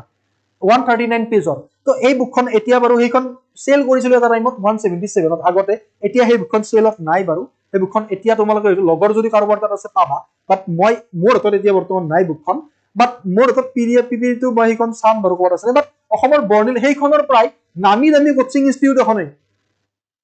এক্সাক্ট মোৰ বুকৰ পৰা কপি মাৰি ইউটিউব লাইভ কৰি আছে গম পালা কেনেকে মোৰ তাতে যি ভুল আছে তেওঁৰ পিপিটো ভুল আছে আৰু যি কি নহওক নামি দামী কোচিং ইনষ্টিটিউট নামত দামী কোচিং ইনষ্টিটিউট কামত কিমান দামী কামেহে জানে বাৰু যি কি নহওক কিয় মই তোমালোকক ধন্যবাদ জনাব গৈছো ইমান ষ্টুডেন্ট যে আছা যোৱাবাৰৰ মাৰাথন ধন দিনত 7 ঘণ্টা মাৰাথন কৰিছিলো যদি তোমালোকে যোৱাবাৰ চোৱা নাই 2021 ৰ পৰা তুমি ধন স্যাৰ বুলি চাবা ধন স্যাৰ বুলি সাৰ্চ কৰিবা মোৰ মাৰাথনবোৰ চাবা মই তোমালোকক এনশিয়েন্ট ইণ্ডিয়ান হিষ্ট্ৰী সৰি মেডিভেল ইণ্ডিয়ান হিষ্ট্ৰী ক্লাছ কৰিম মডাৰ্ণ ইণ্ডিয়ান হিষ্ট্ৰী তোমালোকক মই কৰিম তোমালোকক মই আসাম হিষ্ট্ৰী মই পঢ়াম তোমালোকক তাৰ লগতে সি সেটৰ ম্যাথছ পাৰ্ট খিনি বা ৰিজনিং পাৰ্ট খিনি মই তোমালোকক পঢ়াম ঠিক আছে আৰু মেইনছত এথিক্সত তো মোক পাবাই এথিক্সত মই তোমালোকক এনেকুৱাকে পঢ়াম যে এথিক্সত টপ হৈ গুছি আহিব পাৰিবা কিন্তু মোৰ ফালৰ পৰা গ্যাৰান্টি আছে এথিক্সত স্পেচিয়ালি কাৰণ এথিক্সটো অলপ এক্সট্ৰা অৰ্ডিনাৰি ইউটিউবত তুমি এথিক্স বিচাৰি নোপোৱা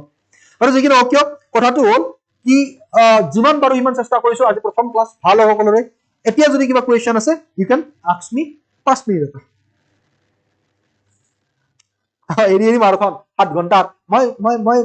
এনেকুৱা নহয় যে মই এপিএসসি পঢ়াও বা এপিএসসি প্ৰিলিমছ দুবাৰ ক্লিয়াৰ কৰি থৈছো সৰি মেইনছ দুবাৰ ক্লিয়াৰ কৰি থৈ দিছো পিআই এপিআৰ হৈছো মই এপিএসসি টিচাৰ এজন 2021 ৰ পৰা কিন্তু মই এডিআৰই নপঢ়াম মোৰ লগত এইবিলাক একো নাই ধন মই পঢ়াব পালেই হ'ল মই পঢ়াই ভাল পাওঁ মই যাকে তাকে পঢ়াই দিম ওকে কিবা কোৱেশ্চন ইয়েস নোট বহুত ধুনীয়াকে বনাবা নোট নিজৰ সেলফ নোট সকলোতকৈ ইম্পৰ্টেন্ট নোট তুমি গম পাইছা নাই নিজৰ সেলফ নোট যদি বনাব শিকা ন তেতিয়া তোমাক কোনো পিছ পেলাব নোৱাৰে ৰিভিজনৰ সময়ত কাৰণ তুমি যিমানেই নপঢ়া কিয় তুমি যদি ফাইনেল ৰিভিজন দিব সময় নপোৱা তেতিয়া তোমাৰ লাভ নাই পঢ়া আৰু ফাইনেল ৰিভিজন তেতিয়া দিব পাৰিবা যেতিয়া নিজে হ্যান্ডৰিটেন নোটছ বনাবা হ্যান্ডৰিটেনত ডেভেলপ হ'ব স্পিডো আহিব মেইনছৰ কাৰণে আৰু ভালো হ'ব নেক্সট বহুতেই মোক সুধে ডেট বিলাক কেনেকে মনত ৰাখো ৰিলেট কৰিবা ডেট বিলাক বেটল অফ পালাচি 1757 100 বছৰ পিছত বেটল অফ চিপাই মানে চিপাই বিটো চিপাই মিটিং বেটল অফ 1857 ঠিক আছে মহাত্মা গান্ধী ভাৰতলৈ অসমলৈ আহিছিল 1921 অসমত কংগ্ৰেছৰ এষ্টাব্লিশমেন্ট হৈছিল 1921 কাৰণ মহাত্মা গান্ধী আহিল হয় নহয় ৰিলেট কৰিব ক্লাছ বিলাক এনেকুৱাকে হ'ব বাট অসমীয়াত মই যদি এতিয়ালৈ থাকো ন মই অসমীয়াত ধুনীয়াকে কৈ দি যাম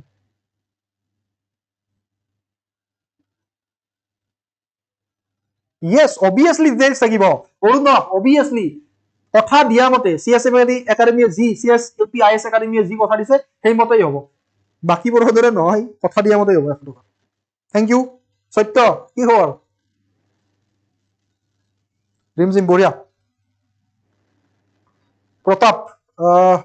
কপি কৰি দিবা নেকি এবাৰ মই বিচাৰি থাকিব লাগিব নহলে মই বিচাৰি থাকিব লাগিব বুকখন ক'ত পাবা তোমালোকে টেলিগ্ৰাম চেনেলত যাবা মোৰ টেলিগ্ৰাম চেনেলত তোমালোকে যাবা ধন স্যাৰ বুলি মাৰিবা যদি ধন স্যাৰ বুলি মাৰিলে নাহে তেলে তোমালোকে কি বুলি লিখিবা @ABHIZITRAZ বুলি লিখিবা তোমালোকে ধন স্যাৰ বুলি পাই যাবা তাত যাবা পিন কৰাই আছে বুকখন পিন কৰাই আছে ইংলিশ আৰু অসমীয়া অসমৰ বৰ্ণিল ইতিহাস ইংলিশ আৰু অসমীয়া এটা সাইডে ইংলিশ এটা সাইডে অসমীয়া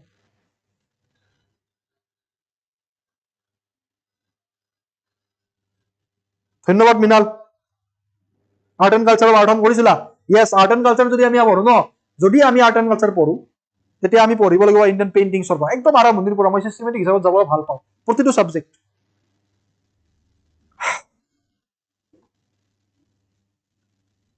প্ৰপাৰলি ষ্টাডিৰ কাৰণে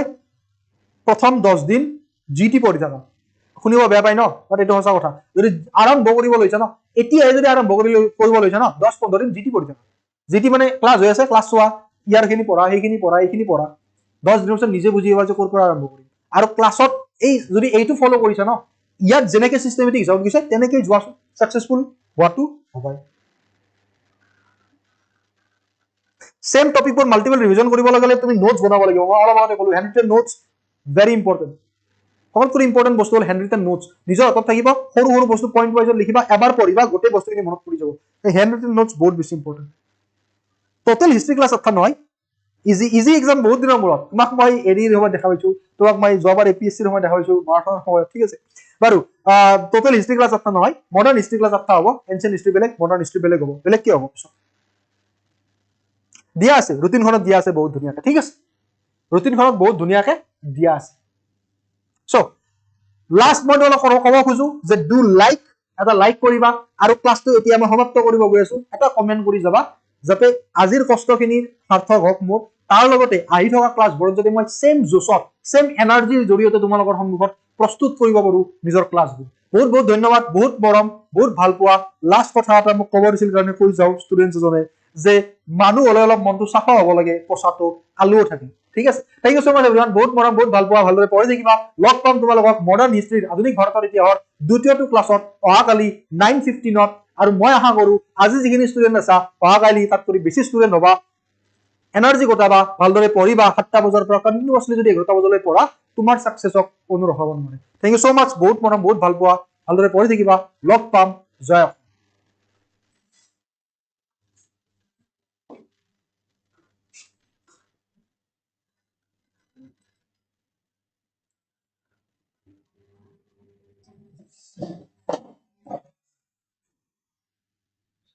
চলি ধৰে 7টা বজাৰ পৰা